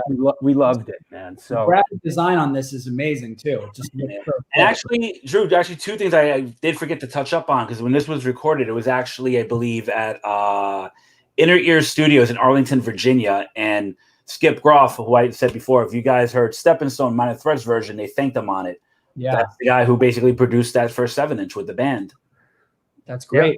All right, Sid. Good work, Sid. And I'm glad that we waited this long, you know, for our 75th show to bring out such a classic record. Sid, thank you for everything you do for the show, man. Sure. You forgot 2 things actually that I sent. Okay, I know what I forgot. Hold on, I'll find it. You have your show today, right? Yes, I do. Actually, there's 2 announcements. Honestly, guys, after the show, after this, I'm gonna wait till the show is done. Sid's show thing. Hold on. Here you go. I got it. Don't be a slappy. Don't get your panties all bunched up. Today's Sid the Kid's show. You know, got to give him a little shout out. Here you go, Sid. Go ahead. Well, actually, that's the second announcement, guys. What's the first one? Yeah, there's me and Mr. Gallo, bass player from Agnostic Front, who I commend him for dealing with Roger for so many of these years. But in all seriousness, guys, it's going to be a really fun episode this Wednesday night, 7 p.m. New York time. Check it out. I'm going to have him on halfway through the show. And if you also are on Instagram Live, the interview itself is going to be under Mike's channel, I believe, Mike Gallo 1975 at Instagram, and under mine also, which is Sid the Kid _sound system. But like I said, after this is done, guys, 5 minutes after this show's done, go over to mixlr.com/SDK sound system, and I'm going to play a little hardcore, a little punk rock for an hour or so, and then it's dinner time. All right, Sid. Well done, young man. I'll talk to you soon. All right. Cheers, guys. Hey, I'm actually, Walter, wait a minute. I mean, I got you here. No, you guys aren't going anywhere. You guys are not going anywhere. Okay. I just wanted to say, I don't know if anybody ever heard that cover that Walter did on his own. You know, it's a whole different approach to the song. One of our songs, Society Suckers, which I always thought was great. I love an artist could do something so creative without being so, connected. It was very emotionally connected and very lyrically, of course. But it's just on a whole different level that you could see, like, wow, this is pretty cool. Like, what could be done as other people's interpretation of music in a different, vibe. And I thought that was great. Thank you so much, Roger. That dude means so much to me. I mean, it's that song and that record, like, are so like in my just who I am, So it's like when I approached that song, I guess I wanted to get into just like the basic feeling of what it is. I mean, obviously it's got a lot of aggression and that youth feeling, but like, I still think that the song itself is just timeless, So I'm glad you liked it, because obviously, like, it's an homage to how much influence you guys have had on me. I felt that great, man. I was like, wow, this is Thank you, man. You know, Thank you. Walter, like I said it in the beginning, you know, you're a fearless performer, and you know, you take, you know, one thing I respect about what you do is you take a lot of chances. You know, you're not afraid to get up there and mix it up and do some different stuff. You know, and you know, both you guys, you know, you're a rare breed that came out of this who have such an incredible passion for what you're doing and are really trying to make a living doing it. It's not a hobby. It's a life. This is what you love. This is your career, man. You know.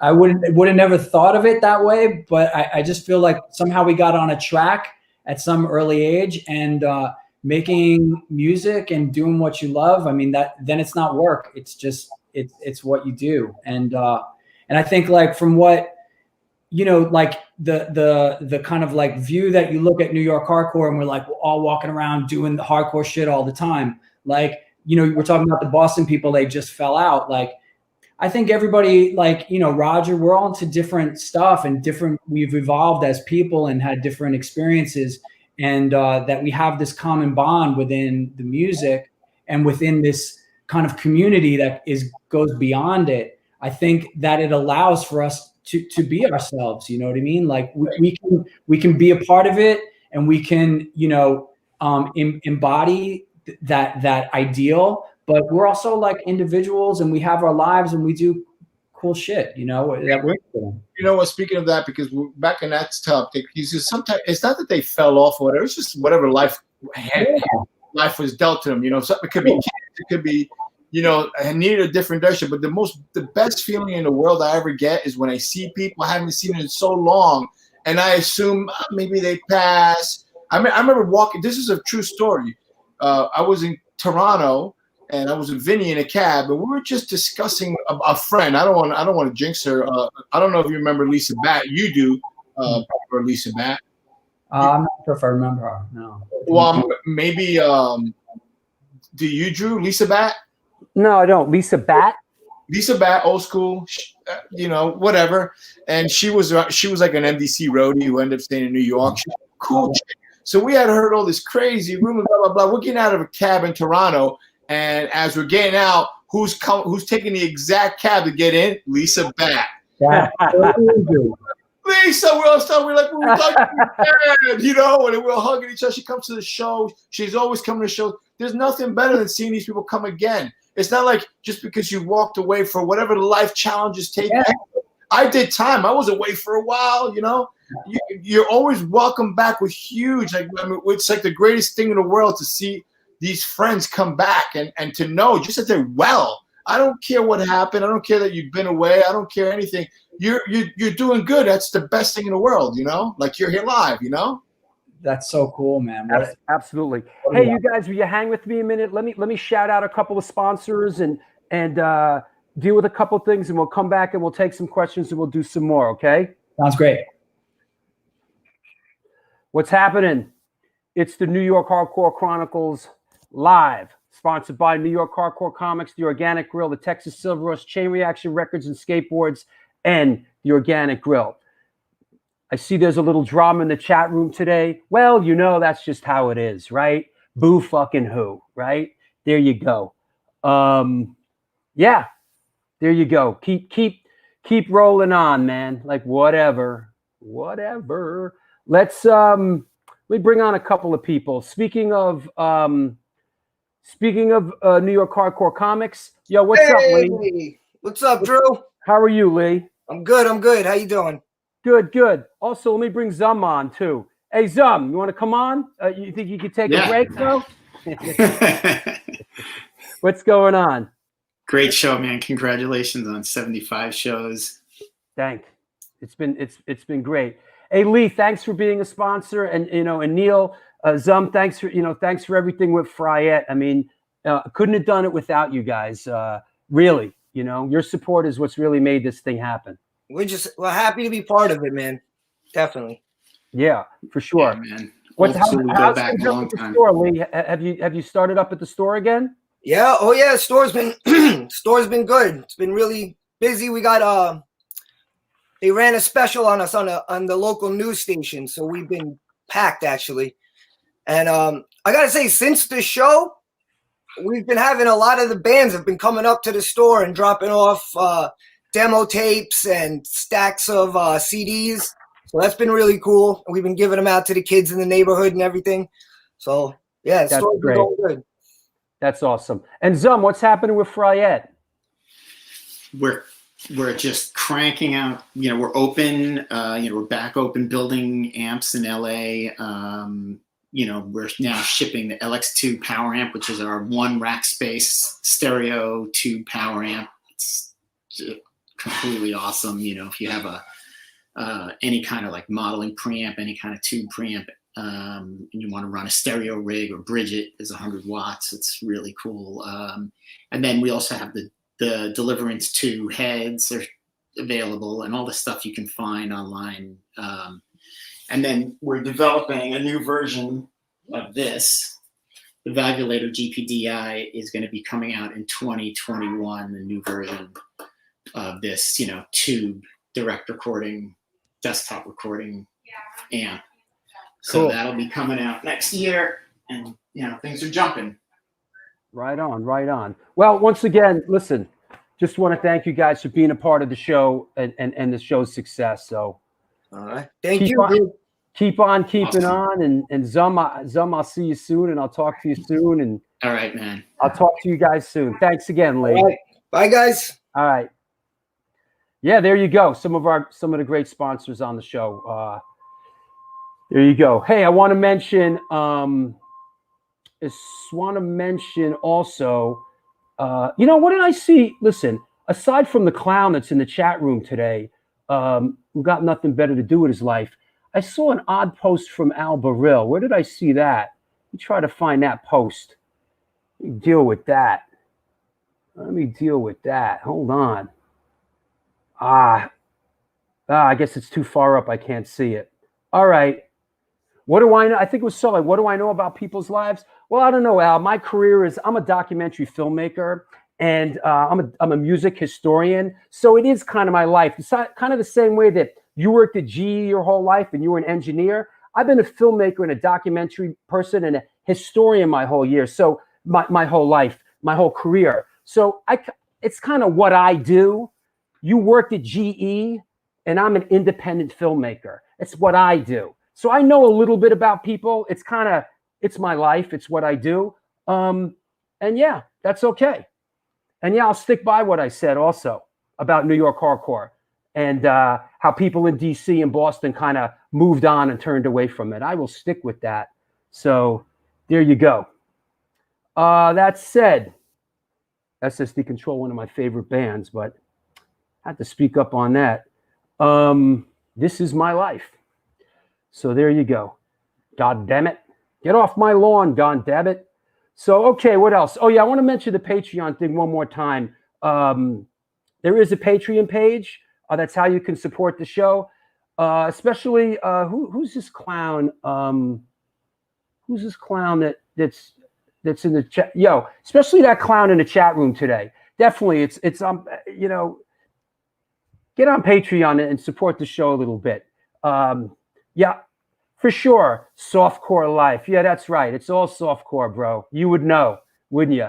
So there you go. There's your little moment of attention, man. So take the ball and run with it, you clown. What else? There's the Patreon page.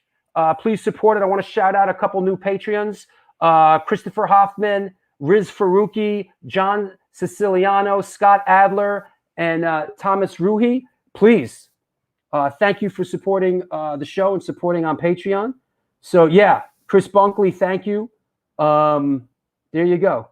Yeah, that's what you need.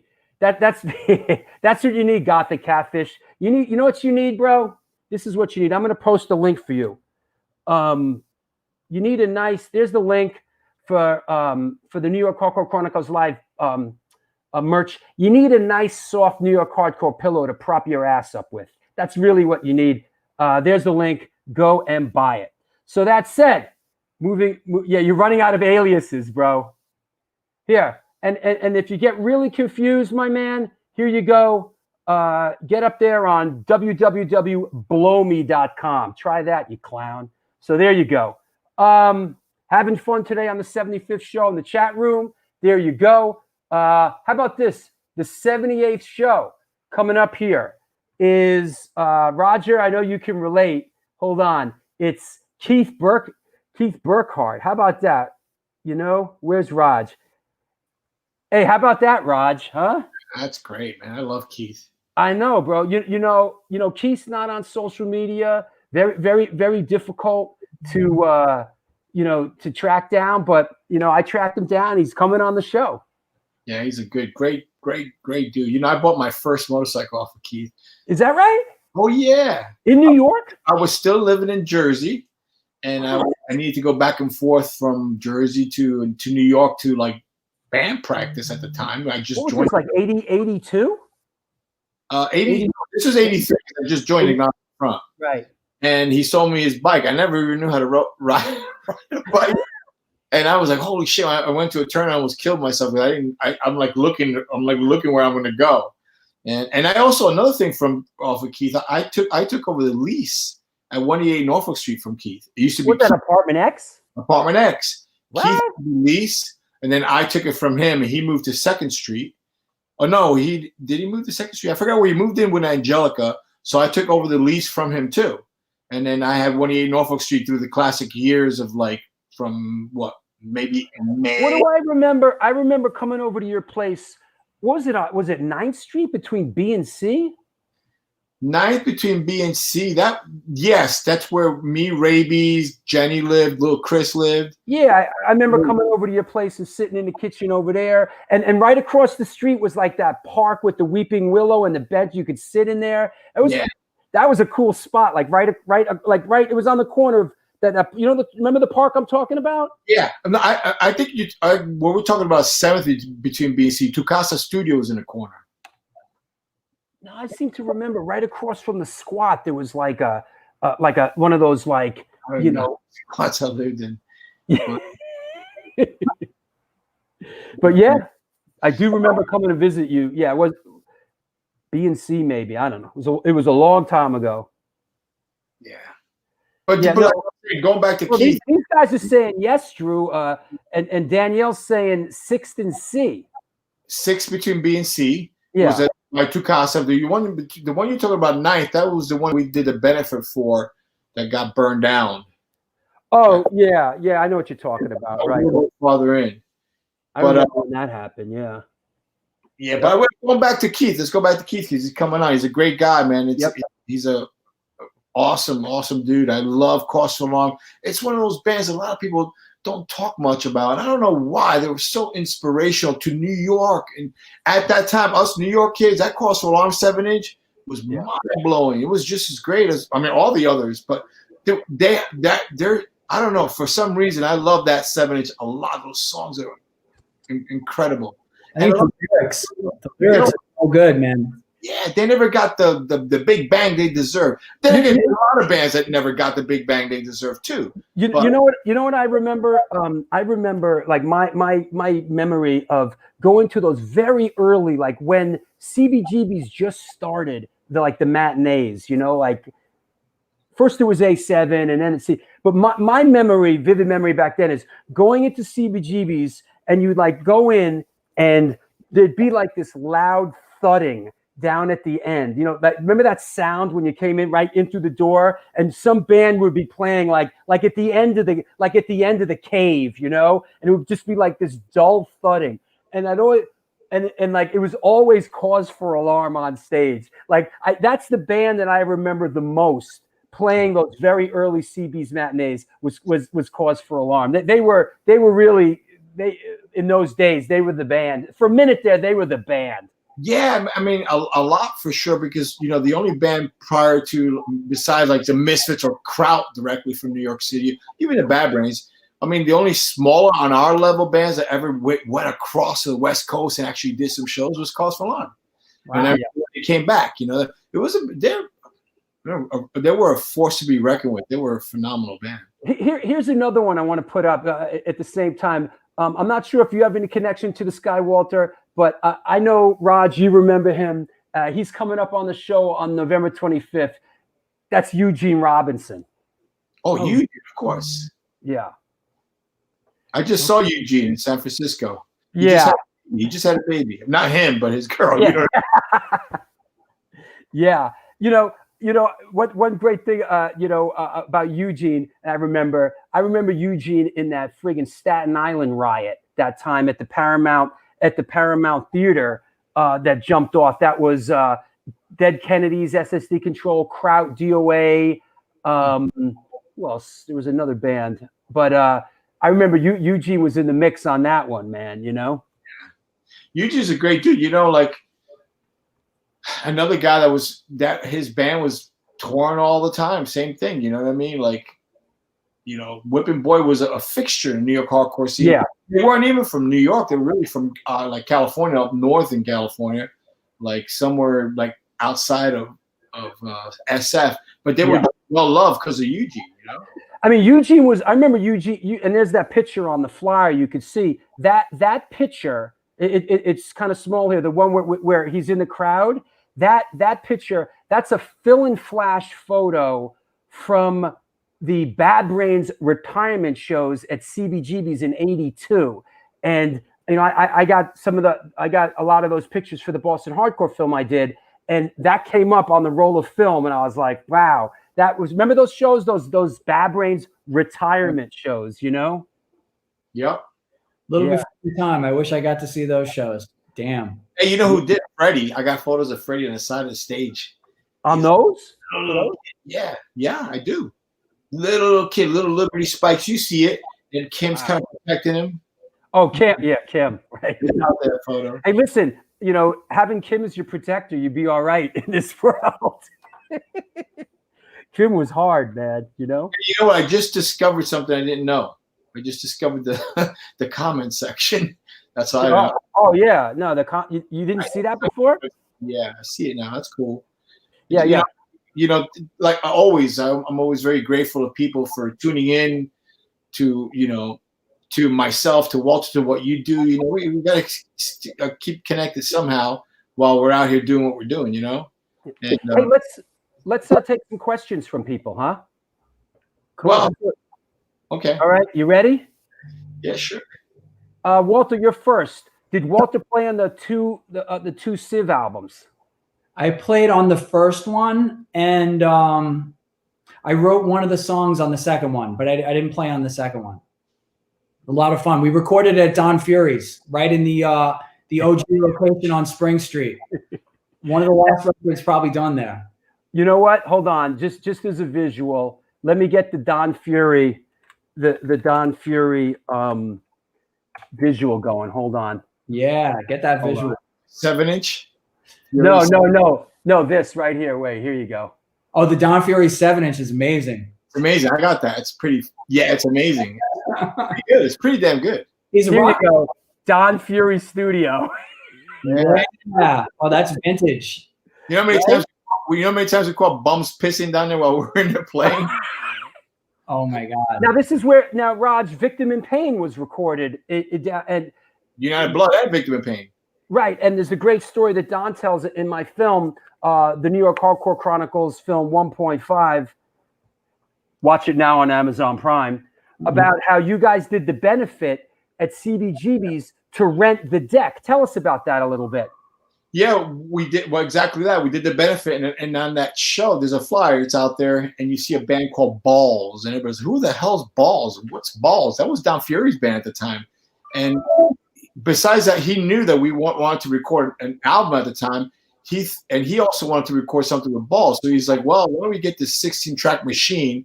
If we get this machine, then we could do the recording, and I'll do everything for free. He did everything for free, but then he was going to record Balls after it.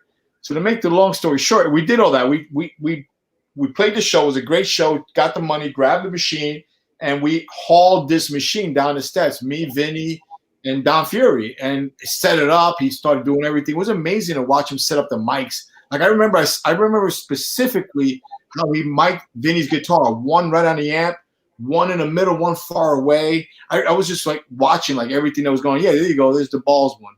So that's amazing. Yeah. So to make the long story short, I have the actual reels for the Victim in Pain the mix down reels, right? What's that's like? That's a 1 inch, right? No, well, Not even a quarter inch. Yeah, right, is the mix down. The real one was like a 1 inch, but he recorded over it because he did balls. So the whole recording is recorded over because nobody knew nothing. That's just, and people still do that. Record over, record. You you're gonna buy a whole bunch of these tapes are expensive. yeah. You have the master. So in the master, I just noticed the other day. This is a cool story because the other day I noticed in the master as I'm looking at it, and there's songs that never made it to Victim in Pain on there. Oh. At the moment, I'm getting the masters, those masters converted to digital at the moment as we speak right now. Today, we done. This is off the quarter inch. Off the quarter inch, there's 2 songs. One of them is "Time Will Come," which did come out on Cross for Lum. The other one is "The Blame." The blame that that was. I'm hoping. Let me get into this because I'm hoping it's there because that's the blame where me and Raby sang that time. Yeah. We did that together, and we were gonna do that. The song "The Blame" came out in 98. And Rabies was supposed to come and do the vocals with me like we always did, but Rabies passed. So Jimmy G came and did the vocals. It's on our Something's Gotta Give record. That song, "The Blame." Yeah. But Rabies was supposed to come and it was like the throwback, and it just faded away because it never happened. But I think I have an actual recording from 1984 with Rabies singing with me. Wow. I'll find out today. You know what I remember, Raj? I remember you doing "The Blame." Remember Ethan, Skinhead Ethan? Yeah. I remember Ethan singing "The Blame" with you at A7. Yeah, at one point they would all come and sing that song. Yeah. Everybody's chiming in. Todd, who's down there in Scottsdale with you. Everybody's like, "That's amazing! Can't wait to hear it! Amazing!" What it comes down to is there might be 2 extra songs that never made it to Victim in Pain, the record, that are in the masters. So you never spooled up the quarter inch to hear those songs before? No, this is the first time ever since it was put away since Rat Cage, all that stuff was put away since 1984. Never heard it again since 1984. Where was it put away? Don Fury had it for a while. Don had it. Yeah. Donnie had it. He gave it back to me. I get it now. Never been heard again. So now it's being a process called baked just in case because Yes, of course. Careful. So today I'm gonna find out. Hopefully, he said he was gonna. Because another thing, here's another great thing, guys. I'm sorry taking over the damn show. You're not. Listen, it's the 75th show. Here's another thing. I have also, this guy had to get a special machine for me today, the full mix of United Blood. Not just I have the master, but I have United Blood, all 4 tracks. So anybody could remix it if they want to, Like Rabies, me. I have this, so I'm getting that full thing again. So that's someday cool. If I get crazy, I get bored at home, I'll remix stuff and fuck around, play around, So that's really an odd thing, but it's only 4 tracks. So you got Rabies, Adam, me, and Vinny. So there it is, what it is. Hey, let me ask you, Walter, a little bit. Yeah. The Quicksand, you recorded at Don Fury's. Did you record Slip at Don Fury's? A couple of songs, and this was after he had the machine that Roger that you guys paid for and brought down there. One day, a few years later, Gorilla Biscuits recorded our album and our EP on that machine. So that's insane to think of you guys bringing it down there. It's so cool. And then Don, eventually, I think he wanted to go 24 tracks. So he got this ADAT format. Yeah, that he's still using. He's still recording on ADAT. Amazing. But I think Quicksand was the first ones to record on that ADAT for a Slip. Yes, we did 2 songs there. Don's the best. He's amazing. Yeah, I mean, it's so cool. His technique was simple because the space was simple, but you would just do something and then go in that little room and hear it be loud as fuck and just would sound real and immediate. So it was so cool. Raj, I was up there recently. A year ago. He's in Troy now, and he still has it in the drum room. He's like, and these are the drums that Victim in Pain were recording. That's sort of his. That's his hook. He did the same thing when I went up. That's an established part of the tour. like a weird, like checkered, a weird type of look. Yeah. Striped thing. Stripes. That's it. Yeah. And Walter, also don't be so quick. The next part of the tour is, and this was the bass amp we used on the Gorilla Biscuits record. Yes, I also got that, and I was like, "Oh shit!" So bass amp. How great! How great is that? You know, one thing me and Don were having trouble remembering because I clearly remember Dave Jones in the drum room. I remember Rabies in the drum room, right, in that little glass bubble thing. Yeah, bubble thing. I remember Vinny out there. I remember Adam in the room with Vinny, but and Rob at the same time in the room with Vinny, but there was no amp for Rob. I remember the amp itself upstairs in his house. Yeah. And that's when you had to go to the bathroom. I remember having to go to use the bathroom, and his, his wife is there, his kids, always the greatest, Yeah. And it was all up there, and he's recording, and I'm in the actual room with him, and me and him go back. He goes, "Are you sure is that?" I'm like, I'm pretty sure, Don. I remember going up there using the bathroom, and there's the big bass because it would have bled into Vinny's guitar thing if it was in the same room, Yeah. Here's another photo. I think this is during the recording of the Judge record, maybe. There's the drums. There's the drums in the picture. There it is. There they are, right there. There's those drums. Yeah. So this was given to me. I forgot who had these.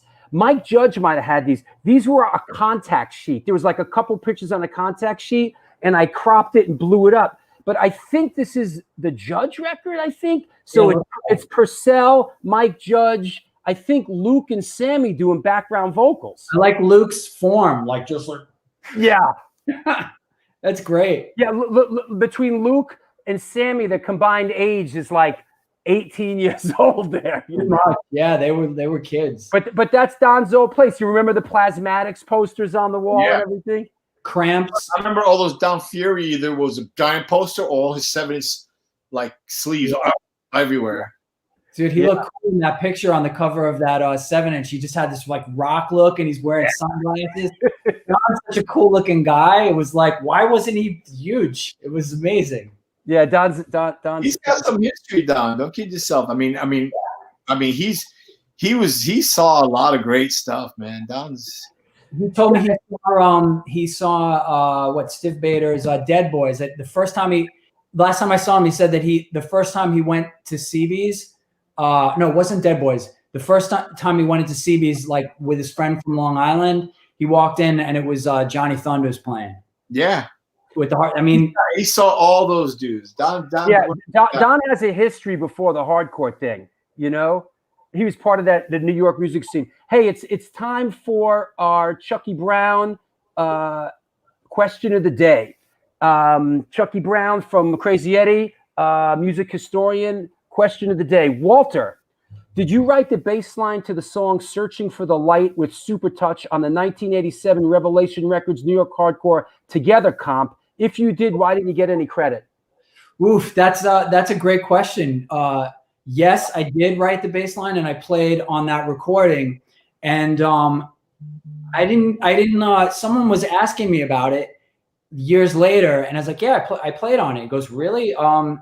It doesn't say that you did." And I looked at the lyrics, and it was like, "Fuck, maybe I'm crazy." And I didn't. I thought I played on it, but I didn't.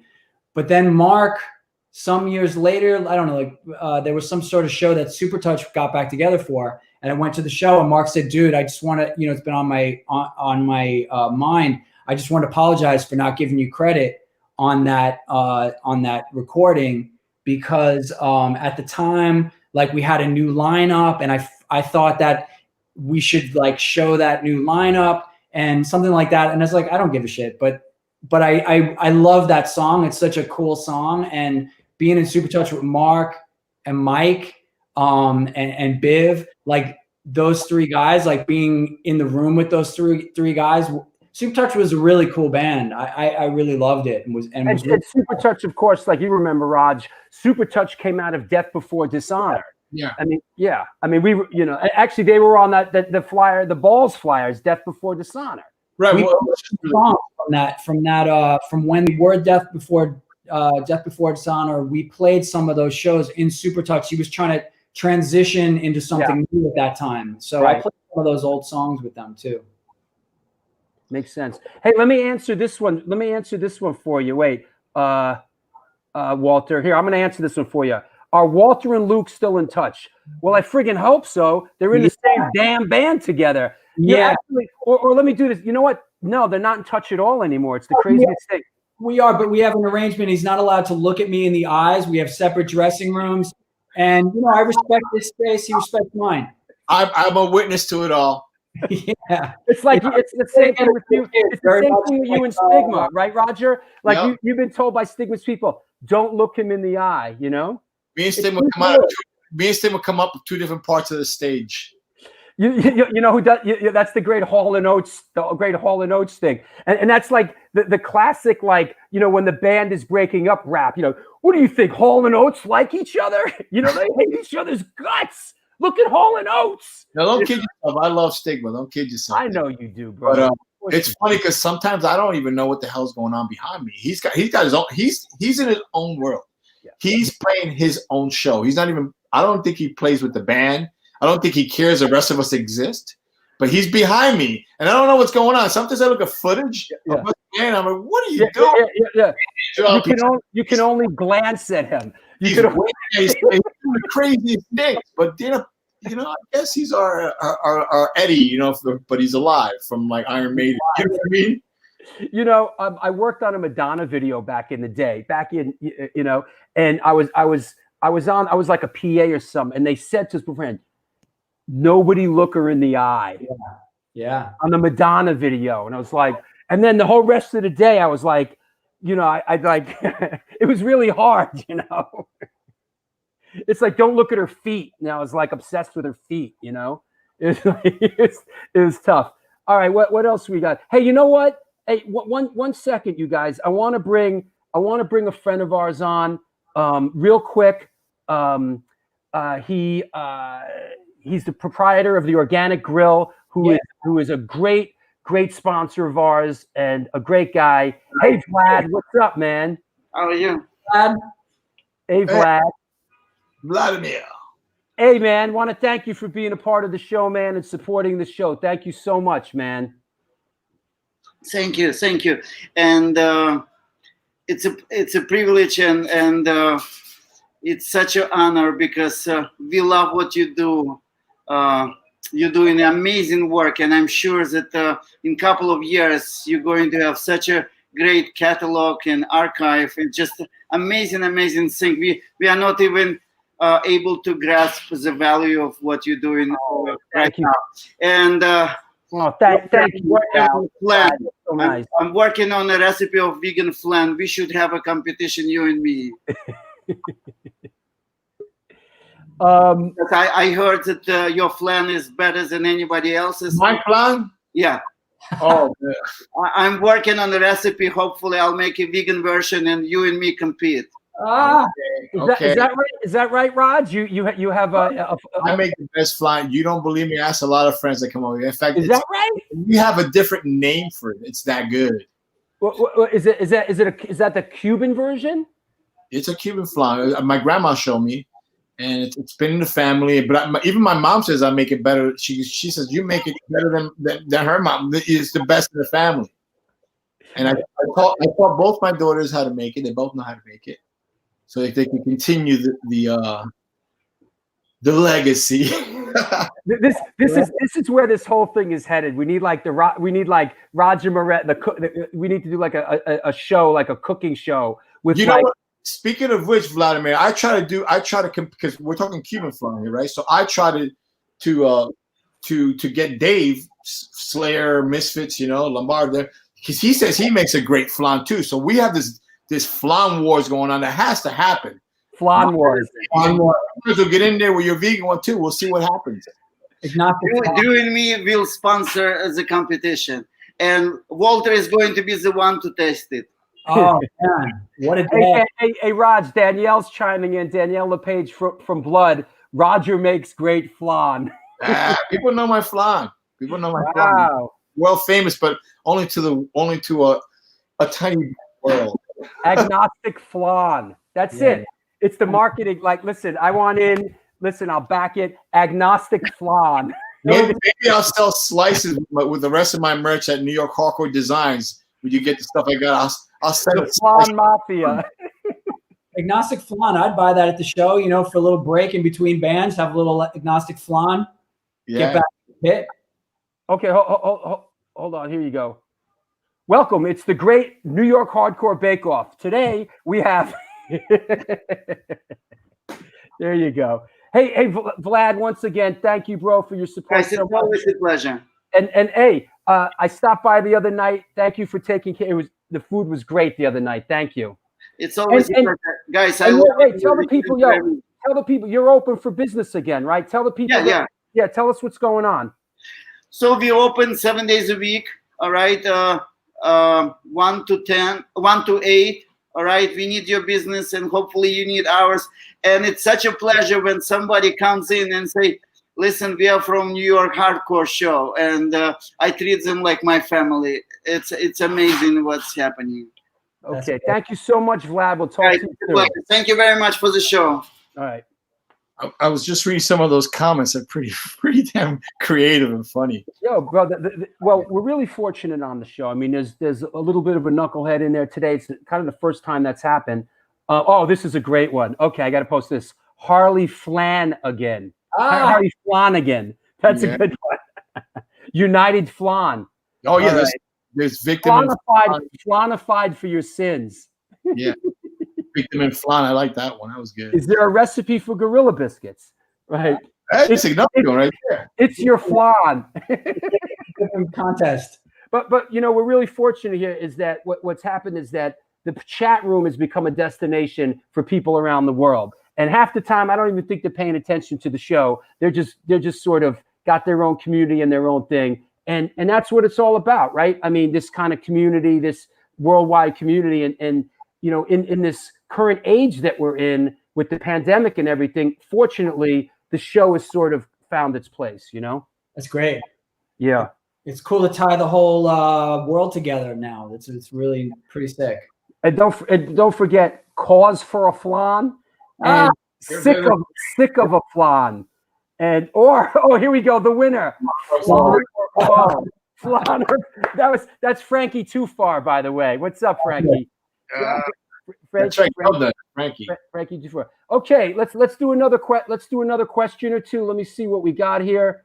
I know we went off on a tangent here, but we are known to do that. Here you go, Walter. Walter, thank you for all the years of music. Will you ever release World's Fastest Car songs aside from the ones you re-recorded with rival schools? Thank you.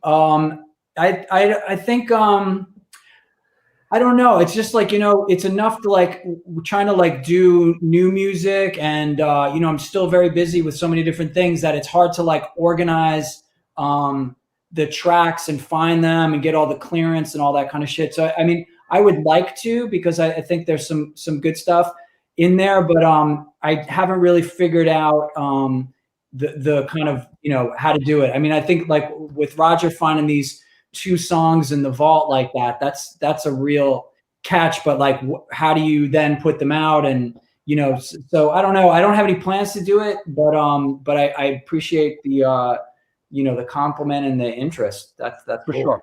Hey Raj, this one's for you. You know, some of us older guys kind of know the story behind this, but let's hear it out of your mouth. Ask Roger who wrote the song Crucified. I don't think it's credited to anyone.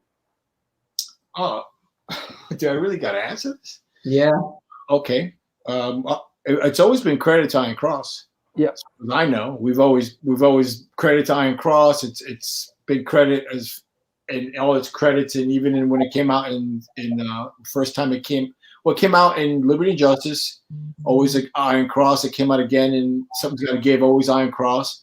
And we always say, like, it's a great. We just took a real connection to it, a real love into it, you know, because Iron Cross is just they were great guys, great bands. We played together many times back then, you know. Yeah, for sure. Cool that bands, like contemporary bands, cover each other like that. That you guys would like cover Iron Cross, and like you guys have made that song your own and like kind of brought it around to the world. And like, it's such a sick song. It's amazing. You know, it was great, Walter. We played together in Prague, us and Iron Cross, and Saab was like, you know, they're playing before us, right? And he wouldn't play Crucified. I'm like, why aren't you gonna play Crucified? It's your song. You know? He's like, no, I'm gonna do it with you guys. And it was great. We went out there together and we did Iron Cross together. It was incredible. Oh, must have been mad, man. We've done it together a few times in Baltimore, but this was like both of us on the road. He's like, no, we're doing this together. And then we played it and he came out and sang. It was awesome. It's, I mean, everybody's song in a way, you know, that's like such a sing along. It's like, it's an amazing song. You guys, you know, it reminds me of sort of like All Along the Watchtower, you know, like Jimi Hendrix does, you know, yes. Totally. Even Bob Dylan says, I wrote it, but even when he thinks about it, you know, he says Jimi Hendrix. So I kind of feel the same way. I mean, I remember when the Iron Cross 7-inch, it was great, but, you know, Agnostic Front has really owned it. Here's another one, Roger. Roger, on the New York Hardest compilation, you appear with a band called UXB. Who was that band about? You know, at that time, I was kind of like, I was in a little hiatus from a lot of stuff. I was working for Harley Davidson. I was trying to get my family life together, if it may be that way. Just wanted to bring my family more together. And I was approached by Sal. When Sal at the time, who was Sal playing for? He was playing for Marauder, I think. And he just said, hey, look, I'm going to record these songs. I just want you to come in and sing on them. You don't have to worry about them. I want you to come in and sing on them. And I'm like, okay, you know, and then because we worked in the studio together, we both worked at Big Blue Meanie. Oh, yeah, yeah. Sal, Sal from, right. Right. So we're both. You know, this is where the chat room comes in handy. What band was Sal in, you guys? Speed. He wasn't Marauder for a minute. At that time, Demon Speed. Yeah. Yeah, he was also in Marauder. Yeah, I think. Yeah. Yep. But Demon Speed is like his little real like band. But Sal Lococo. Right. He's like, we're doing this comp for what was New York's Hardest, right? Who? Wasn't it called New York's Hardest? Wasn't the name of it? It's like a box. It's really cool. I have it. It has but it's all 7 inches. Jenny it was her label. I can't remember the name of the label anyway, but I did it because we were all friends. We were all together in the studio. We were always producing bands and doing stuff. And they asked me to do it. And so I said, yeah, I'll do it. But we never played a show or nothing. In fact, I don't even know what the song sounded like, to be honest. I haven't heard them in a while. Wow. It was just like a friendship stuff. Like, you know, like we're all hanging in the studio. Let's do it. Makes sense. Roger, will there be any more Disasters music? Well, there is a lot of Disasters music. There's a lot. We probably have an album written, but what has happened lately is we just jumped and did an Alligators album. I don't know if you guys know Alligators. Nice. If you're familiar with the Alligators, is me and the guy from Instead, pretty much, and it's the bridge between United Blood and Victim in Pain. That's what the whole thing sounds like. Walter, have you ever heard it? It's. I haven't heard it. It's with Steve Instead. Who's? Well, it's Steve, of course, Instead on drums. Okay, cool. Rich Instead and Bear Instead was playing guitar. So this came out a few years ago. We did that 7 inch and people like love it. It came out on Bridge 9, the actual full LP.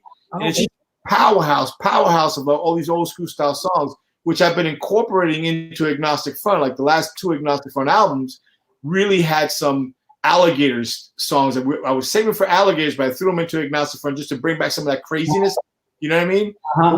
To make the long story short, we just recorded an Alligators LP, except for vocals, and I'm going to start working on vocals. So we're going to kind of throw that out first. And then Reese, why this came along is because Reese from the Disasters, which is my other guitar player, he's not playing with the Alligators because Bear's not playing. It's still Steve Instead, Rich Instead, and Reese Kill from the Disasters and myself. Nice.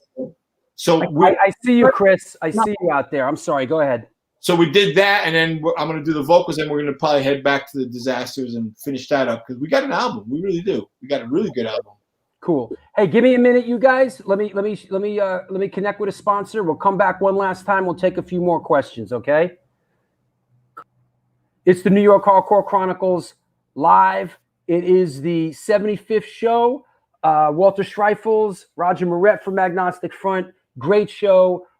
Everybody around the world, thanks for your support since the beginning. Even you, what's your name, dude?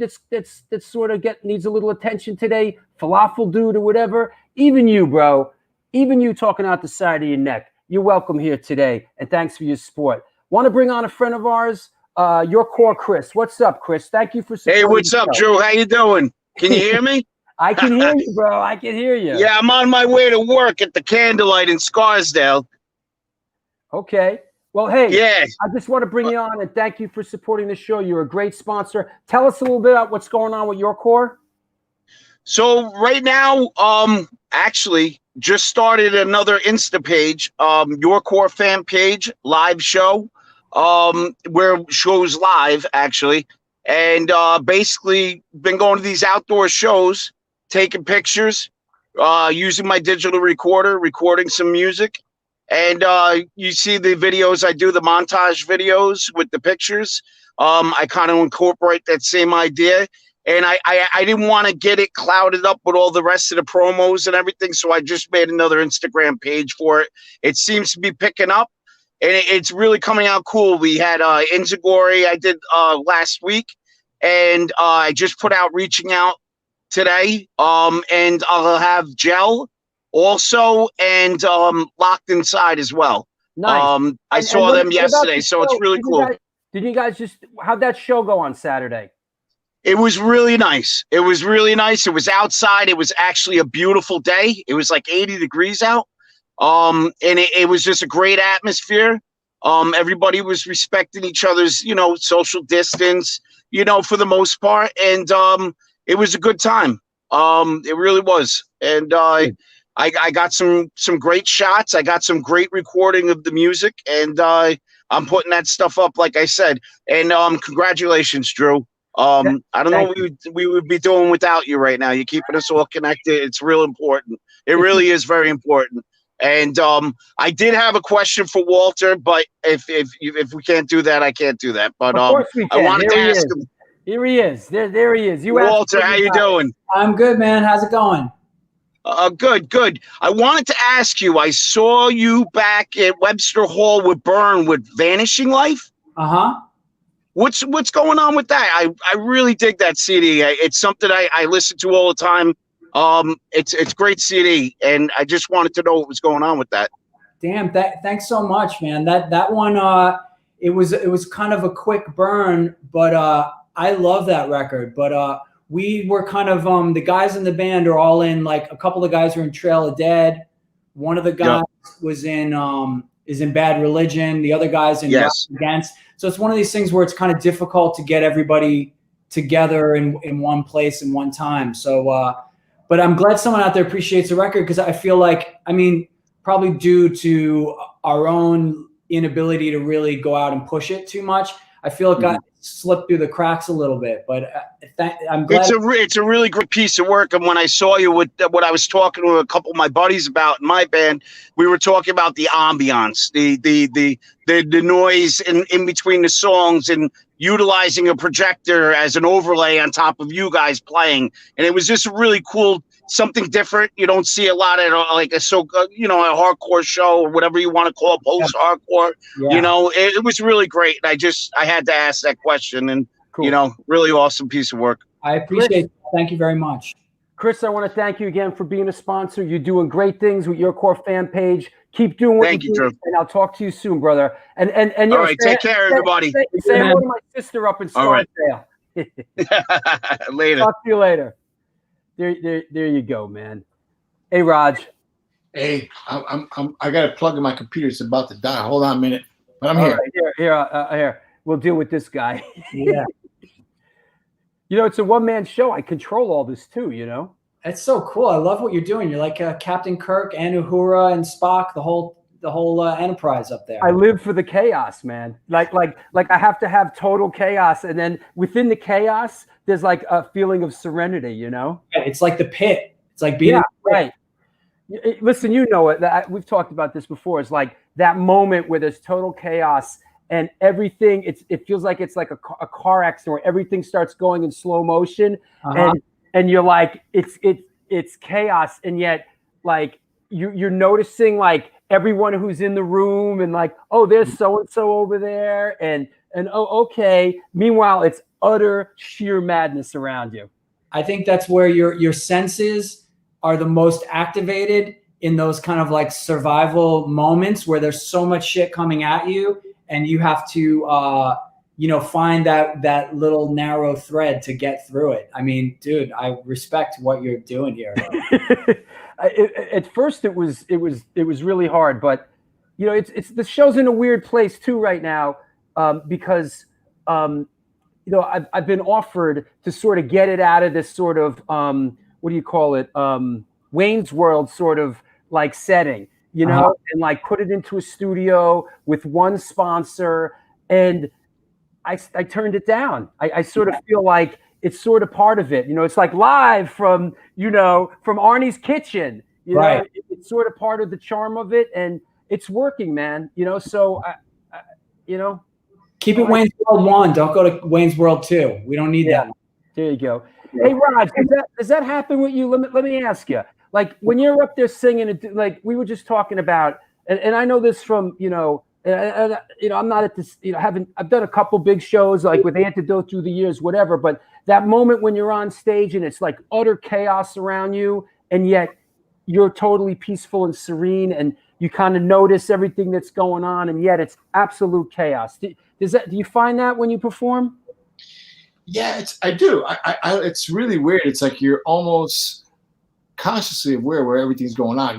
You consciously see people all around you, but it's almost like you have 20 eyes in my head. You know what I mean? You could just see that boot coming, and you could just duck it, and you come over here, and you see the guys jumping this way. It's just, I guess, don't get me wrong, sometimes I get whacked and I fall down, and that's it. I get back up, but hey, that's the beauty of it, But you feel it, I mean, Roger, through the years, you've taken a beating, man. Like you've taken a pounding on stage. I mean, I saw you get hurt on stage really bad once, like through the years, man, you've taken some lumps, man. And you're still, you and Lou from Sick of It All, man. Like Lou from Sick of It All gets out there and just gets destroyed sometimes, and you've taken some lumps through the years, man. It's crazy. That's all part of it, but you don't want me to miss it's because we're bringing it to today, like that's the kind of stuff that you love, and the passion and the intimacy that you like, those shows and there's barricades, it's just that I want that lump, as crazy as it sounds. And now what's gonna happen with all this COVID stuff? Like, like the hardcore music has always been meant with a connection. It was always meant for people to be there with you, to feel with you, and you fueled off your crowd. If your crowd went off, you went off. The intensity just kept spiraling. Now when you start putting barricades and distance, it's kind of hard to get that feeling. I mean, hey, look, you play the show, routine 1, routine 3, routine 4. You love the songs, you put your passion into it, but there is nothing like it when there's 50 people on stage going balls out nuts. Yeah, for sure. Hey, Walter, I got one for you. Speaking of being front men, it was interesting. I found this little bit of history out, is that when Quicksand first started, you were actually just the singer. You were the front man, correct? Yes. That was a good time. Tell us about that. I guess when I first started, I didn't want to like carry guitars. I just wanted to show up like Roger, pick up the mic, and do the thing. I didn't want to like set up the amp or any of that kind of stuff. So for the beginning of Quicksand, I was just the singer. I would kind of blow my voice out within 2 songs, kind of like for the rest of it. Eventually, there's Charlie Garriga in that picture. He was playing second guitar. Yeah, he lived in Cleveland. So when he left, I kind of got used to that second guitar. So then I started playing guitar again. And, I think people like that I play guitar, and that's cool. And I appreciate it. But I loved just being the singer, because you're it's just the ease of just showing up, man. I mean, in hardcore, you get your ass kicked. That's the downside of it. Because for all you were saying, Roger, like Civ, we were in South America, and Civ broke his ankle on stage, like really bad. So we couldn't. We had to finish the dates, and so the promoters like just put Civ on a couch or on a chair, and it's like we're not doing that. So we flew Civ home, and I had to sing 3 songs in South America, and people. First of all, I was expecting them to want to kill me because it's not Civ, but they were cool. And they're like piling up on me. And dude, I'm a skinny fucking kid. And it's a hard job, man. Like you have to have a matrix mind. You have to see some dude over there. Oh yeah. Excited and move out of the way over here and hand out the mic to that person just long enough to get out of the way before you have to calculate the velocity. You know, you have to understand like the wind direction and the velocity and all this stuff when you're a lot of fun, but your senses are working on such a high speed. But for me, after that, I mean, I had a good time, but I see Civ get fucking. But you know what, Walter, to that is like, you know, like you get used to it. It's like, you know, remember that first time you went to drive a car and you put the key in, you turn it, you sit in it, you adjust the mirrors, you're nervous, you put your hands right, you look around. Now you just get in and just go. You don't even put the seatbelt on sometimes. Yeah. What it's like, man. Just get up on stage, the show's on. Cool, man. Happens, and I'm on autopilot, but I'm piloting it, but it's just like boom, boom, boom, boom. Here you go. Boom, boom, boom, boom. Here you go. And that's it. Here, time for backup. Boom, your turn. And here we go. I love watching you, man. Master class. It's so cool, man. Master class. Hey, Raj, here's one for you. Are any of your kids involved in music? My kids, you know, like I'm a huge fan of having people. I have like because I want them to discover stuff on their own. Like I don't push nothing on my kids because I want them to love something genuinely. My son plays a trumpet. He's in practicing a trumpet, you know? And did I ever think he was going to play trumpet? No. Am I going to give him shit for it? No. It's awesome, you know? Like, and he loves, my son is a natural dancer. He catches a beat. He's like a, you know, B-boy style. He's crazy. He's natural. How old is he now? Huh? How old is he now? He's 11. But in our latest video, Urban Decay, that just came out like last week, it just came out last week. It was shot during those shows we did with Sick of It All, those 5 shows in New York City. My son is towards the end. You see him doing like a crowd surf, and he sings a backup with me. That was like his second crowd surf ever. He loves it. He loves it, you know? Yeah. But he's got his own thing. My daughter, on the other hand, Avi, my youngest daughter, she likes to cure. She likes a lot of good stuff, you know, and older, like new wave-ish type of stuff, and I like that stuff too. So, you know, but I let her find what she wants, and I'll help her find it, something, put it in her little iPod or whatever, you know. And my oldest she's got her own music too. None of them have gravitated, except for my brother Freddie, you know, like, you know, gravitate completely into here. But I'm not saying they won't. I'm just a firm believer. I want them to discover stuff on their own, so it could be generous, so it could be honest, they could feel good about it. Not push it, you know. Absolutely. Hey, Wally, will there be another acoustic solo record? I've been working on some tunes during COVID, so you know I don't want to, you know, say that it's happening soon, but I've been kind of piling material up. So yeah, I mean, it's always great to get, you know, people that are fans of that record, and I've been meaning to follow it up, but I guess I've just been busy in so many different ways, and but I will get back to it. Cool. Hey, let me bring on my guys, and let me see if they have anything, and we'll wrap it up. Hey, oh, there goes Steven. If my guys are still around. Hey, Rat Bones, nice kitchen. See, you snooze, you lose on this show. Moment. Hey, Vladimir, love your place. Rat Bones, do your friggin' dishes. Hey, is that an espresso machine? Yeah, I'll have one. Anyway, let's see. Roger, one more time while we're here. I just want to remind everyone that Raj has some new merch out. We haven't put this up. We haven't put this up yet. But I love the one with the cards, Raj.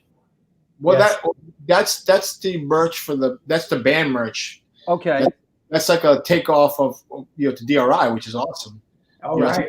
it's a little knockoff to DRI, and that's not the stuff that I'm doing. The stuff I'm this doing. is right. This isn't the New York hardcore. My New York hardcore design. If you ever get a chance to just go to the website, I'm doing this myself. I threw up 3 classic photos. I'm trying to kind of in that classic vibe, just enjoying it. Just threw up a couple photos, and I'll change them out as time goes by. I'll throw some little things as time go by, but I wanted to keep it very United Blood era, and then maybe I'll go into Victim of Pain era with some really cool hidden gem designs. That's the book, of course, that I have a few books that I'll be signing and stamping with the old school agnostic front stamp, and then I have the actual 3 regular straight up old school designs. Classic early 1983 designs.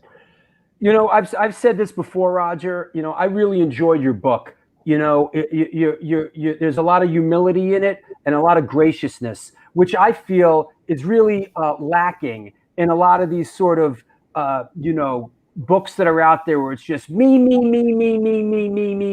look at me. And I thought your book was I really enjoyed it. It was a good read, man, and it really painted a great picture, without being really, grossly self-indulgent. I really enjoyed your book, dude.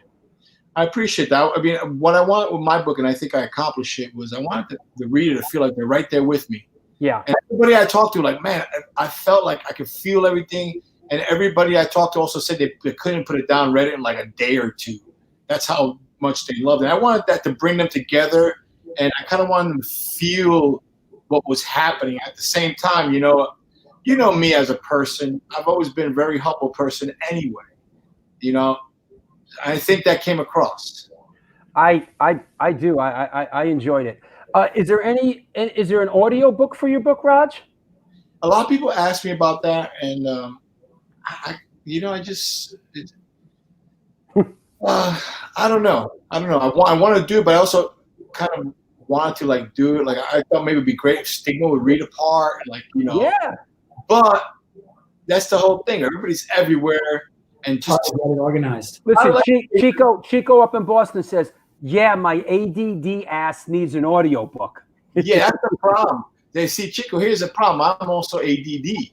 So I have a problem because I've read my book so many times, and I've got transcripts of it, and it's been through 3 edits, that I'm having a hard time just reading one page because I almost proofread it. Because I had to read it so fast so many times that I proofread the whole damn thing. I can't just sit there and read a paragraph without knowing I already know it. So I'm going to get to the next page. So it's kind of, if I can mentally zone out, if I could figure out how to do that, then maybe I could do it. But I'm proofreading at that point again, Listen, I've created an environment that serves my ADD between editing a film, playing the guitar, watching a documentary, working on my book. What I've done is I've created an environment where I go 5 minutes here, 10 minutes there, 5 minutes there, 10 minutes there, and I just keep moving around these parts. That's sort of how I've made it work. I hear you, man. Yeah, man. All right, let me see. Hey, Steven, you out there? I'm here. Hey, you got anything for the fellas? You know what? Roger, you answered my question before I asked it, and I was going to ask you about the Alligators, which I absolutely love that record. And like you said, I feel like that's a missing puzzle piece, right around the Victim in Pain area. It's just some of your, and I also think it's some of your best vocals. Oh, thank you, man. Well, I work in a studio with Rich and Steve, and we all love Victim in Pain, and and United Blood. That's basically Instead loves that album too. Both of them. It's so good. The songs are so catchy. Their chance to do stuff like that, and then when we sing it, it's just fun, man. It's just, we're having a great time. I feel like it should have gotten more attention. I think so too. But hey, we never even did a show. That's how crazy. Never played. Didn't Chris Wren put that out? Chris Wren put it out. Yeah. And what's the name of the record? We had the 2 7-inches prior to that. Mm-hmm. And then, I forgot the name of the record by now. It's been a while. But anyway, you put it's like a Victim in Pain. It lasts maybe 15 minutes, and it's a blast of songs. You know. Oh, it's so good. It's great. My other question was, you mentioned Balls earlier. Wasn't Rick Rubin also in that band? No, that was Hose. Oh, wait. Yeah, Rick Rubin was Hose. Remember that, Raj? Hose. Oh, yeah, I remember that. Balls had an Asian singer. Yeah. Right. I think I have a picture somewhere. Let me look. Go on. When I went to Don's, he had video from them playing CBs in like 81 or 82. And Don was wearing, I think he was wearing like silver pants and like cool new wave sunglasses. He looked like Bowie. He looked amazing. And the Asian guitar player. Pam. Female. Yeah. Yeah. I think there's a female bass player too.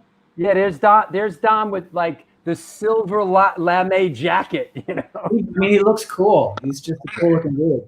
Yep. I mean, there's nothing I'll never forget. Like the day we went to go master Victim in Pain. What a scene that was. You know, me and Vinny. It was me and Vinny. Don Fury. He had his kids.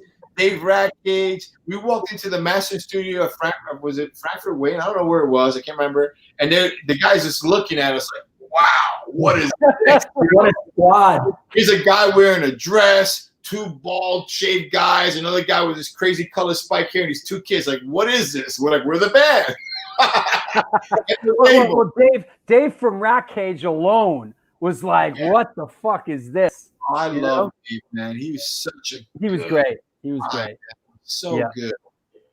You know, so many people, man, so many of these people passed away so young. In retrospect now, you look back how young Ray B's was, how young so many of these people were when they passed away, man. It's like, wow. Well, looking really way back, like John Norquist. Or Blue, or someone like that. But later, at least, Blue was older. Norquist was like 17. Right. Back in 1983. Yeah. You know, we've lost a lot of people, and you know, and this year's been hard. We lost a lot of, like, just last week with Pops. I know it was hard. I spoke to him a few times because I'm on that AZ. We had some great talks, you know, and you could tell he wasn't feeling good. One of my, and it's crazy. I'm gonna tell you right now because me and Steve got to laugh at this again, right? Like a day before he passed. When Rabies passed away, you know, Rabies had a huge funeral. Like, there was people from I didn't know that many people would even show up from like, I mean, he had Hell's Angels there. You know, it was crazy. You know, so we're at our turn to go to the casket, and there's Ray's laying there. You know, and it's me, Vinny, and Steve Poss. Steve Poss was always a damn joker, no matter at what time, where you were, what it was. He will snap a joke. So here we are sitting there, and everybody's mourning, everybody's crying, everything. And Steve goes, "How are they ever going to close this casket? His nose is too big. They're never going to close." And we start laughing. Me, Vinny, and Steve. Who does that? I mean, you're like, oh boy. Like, why did you do that, Steve? You know, but it was. You know, I'm sure Ray loved it. I'm really sure he loved it. You know? And we talked about it. He goes, "Roger, you remember?" I'm like, "Man, I can never forget that, Steve." He goes, "That was one of the." He goes, "It was really weird to turn around, right?" I was like, "Yeah." You know, it was like, you know what I mean? Could you imagine nobody knows what was said, what was done, and but it was just one of those things that, you know, friends do. You know, and we loved it, and you know, I'm glad it happened. You know, it was fun, and we got to talk about it. He passed, you know, and we lost a lot of good people this year too.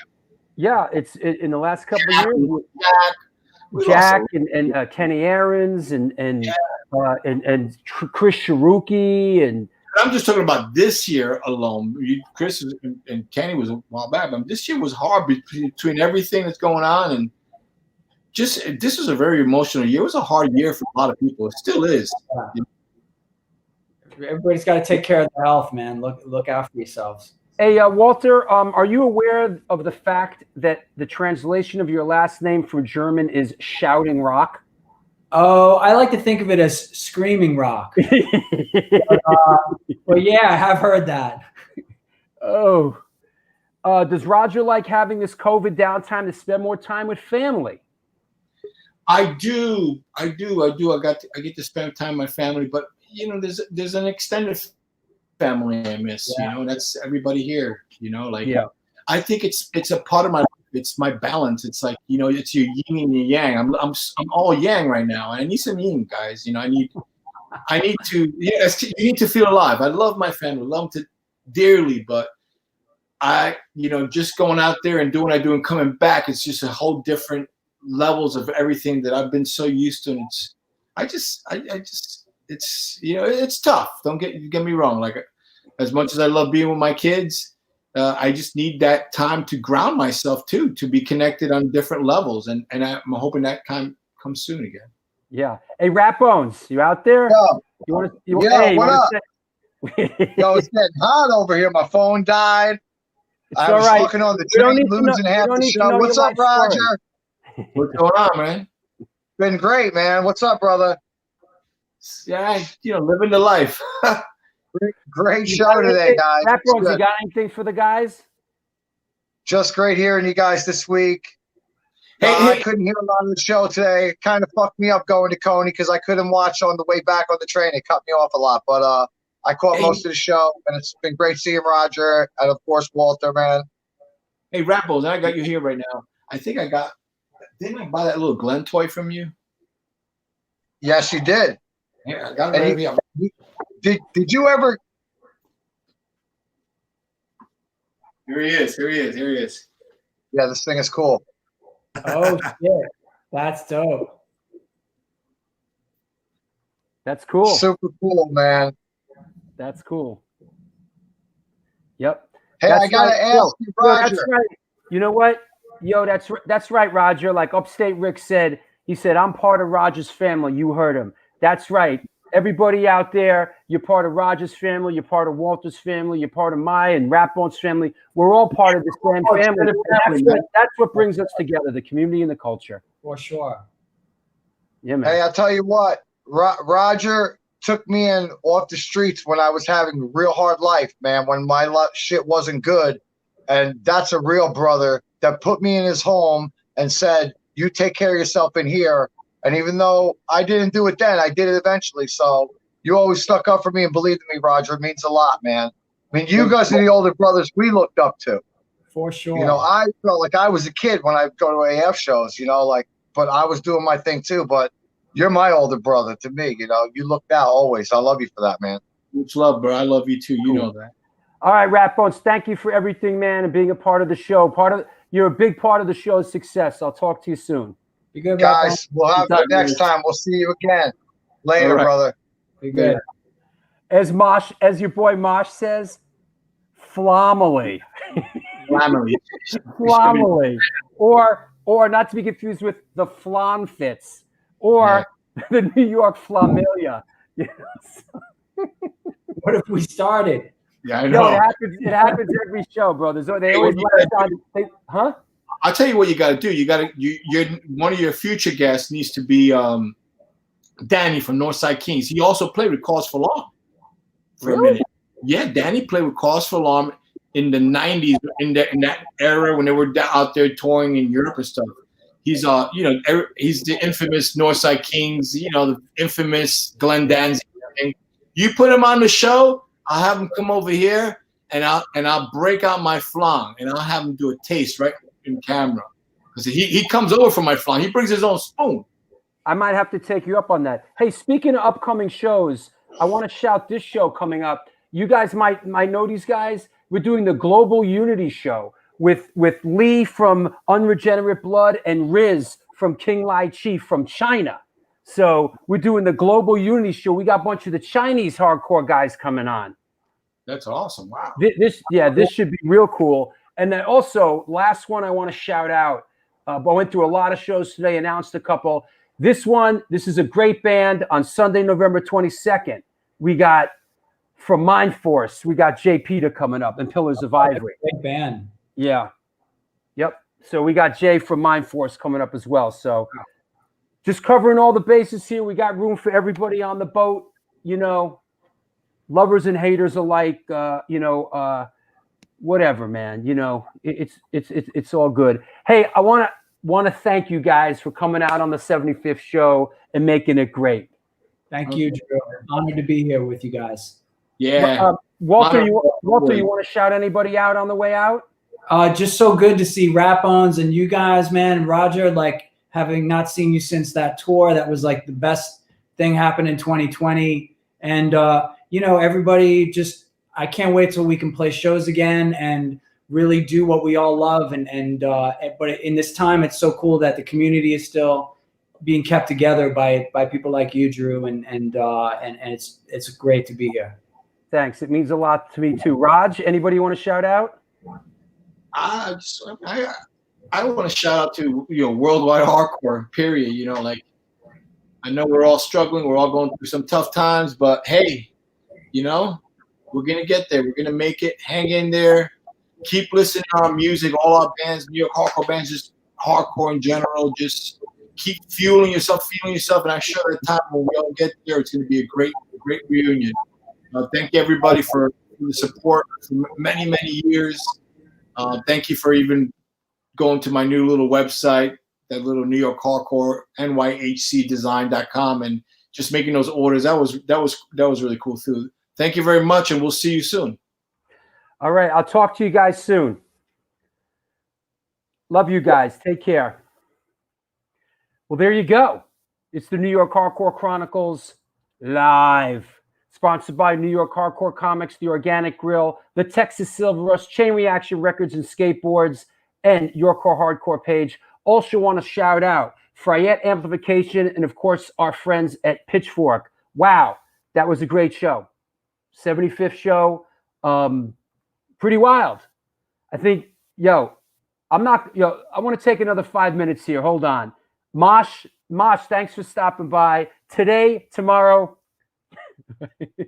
flan ever. Okay? Yeah. There you go. Larry Kelly, I love you, bro. Up in Boston way. Chucky Brown, thanks for your contribution to the show. Frankie Too Far, bro. Thank you, bro. Always makes me feel great to see you out there, man. Johnny Rock, thank you. Chico, my man. What's happening. And thanks for the support. Steen in Denmark, come on now. No flan and answer. Good one. No flan and answer. Flancore lives upstate, Rick. Bob Riley, bro, I love you, man. Up there in Troy. We've met the enemy, and the enemy is us. Troy Core. There you go. What else? I'm here for the flan. Absolutely, man. What else? Fantastic show. Thank you. Jessica, thank you. Paul, my man. Flanzig. That's a good one. Flanzig. Thanks. It's midnight. I know, man. This is the longest show we've ever done. I know. Thanks, Lynette. And Lynette, thank you for being a patron, and thank you for sponsoring the show, everybody. Hey, I want to mention something real quick. We're doing this Thursday. I'm doing a online screening of my film, Who the Fuck Is That Guy? The Fabulous Journey of Michael Alago. It is free. The screening is free. There's going to be a Q&A with me and Michael Alago. It's part of the Midwest Music Expo, and that is coming up on Thursday. I know a lot of you have seen the film before. Believe me when I tell you, no one has seen this fakakta film more than me, all right? And I got to sit through it again. So if I got to sit through the damn thing again, the least you could do is come aboard at the end. It's free. If it's free, it's for me. So you could come on board and just for the Q&A at the end. But check that out. It's coming up this Thursday. I'm going to put the link. Hey, Danielle. What's up, Danielle? How you doing? I hope you and Vinny are well. Sheer flan. There you go. How do we do this? I got to get the I'll put the link up in a couple places on Facebook. There's a real easy link. It's a Zoom thing. It's going to be a lot of fun, and it's free. If it's free, it's for me. So, come up with some cool questions and whatever. So there's that part of it. Also, you know what I got to mention again? I got to mention this again because this was a big. This happened before the show today, and this was really exciting. And as we hit the 3-hour mark, Glenn Matlock's coming on the show, and that means a lot to me personally. Like, one of the Sex Pistols is coming on the show, and I'm just thrilled. And what can I say about that? Who would have thunk it, right? Who would have thunk it? So there you go. There you go. Yeah, you know what? This came up too before. In our hearts and in our minds, we feel that the New York Hardcore Chronicles should stay out of big business and stay in the street where it belongs. Listen, man, that means a lot to me. Thank you. It's like the offer's been put out there. Do I start doing it in the studio with like one sponsor? But I don't think we're ready for that yet. I think it's important to do it the way we've been doing it. Look, everybody needs to pay the rent. Everybody needs to make a few bucks, but I'm okay right now. I'm not ready to make that jump, into a studio and with one sponsor, and people picking up on the success of the show. And I'm flattered that I'm flattered that that's what's happening. But I think we're going to keep it grimy for a while, We're going to keep it grimy for a while less. Oh yeah, I got to shout out Ono Chromag, man. I'm not sure how he came up or why he came up, but shouting out our dearly departed friend Ono Chromag. Here's a shot of me and Billy from Biohazard and Evan from Biohazard, of course, from my personal collection here. Here's a shot of us in Ono Chromag's backyard. Me, Evan, Billy, me rocking the gold mohawk, and Ono Chromag back in the day. So thank you, Bob. I love you too, man. And shifty, low down, gritty, and grimy. Yeah, man. There's my Ono shout out. So anyway, listen, it's been a long show, but who cares? We knew it was going to be a long show. I want to thank everybody for being a part of it. Steven, you still out there? Guess not. I guess everybody's gone to bed. It's just you and me now. You're all alone now, whales. But that said, hey, are you with me? I'm here. Hey, how you doing? I just can't say goodbye. All right. Well, Steven froze up, so there you go.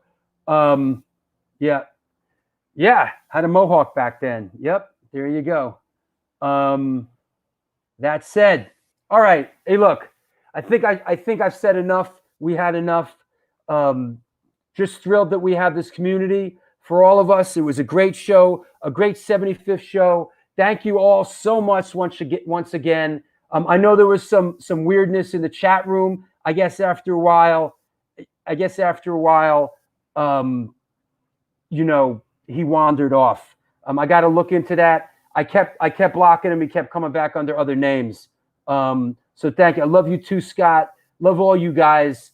What can I say? I don't want to get emotional, but thank you so much for 75 shows, and we have a lot of great stuff in the future for us all to do together in this community. Until then, do good things, my friends, my loved ones, and good things will come to you.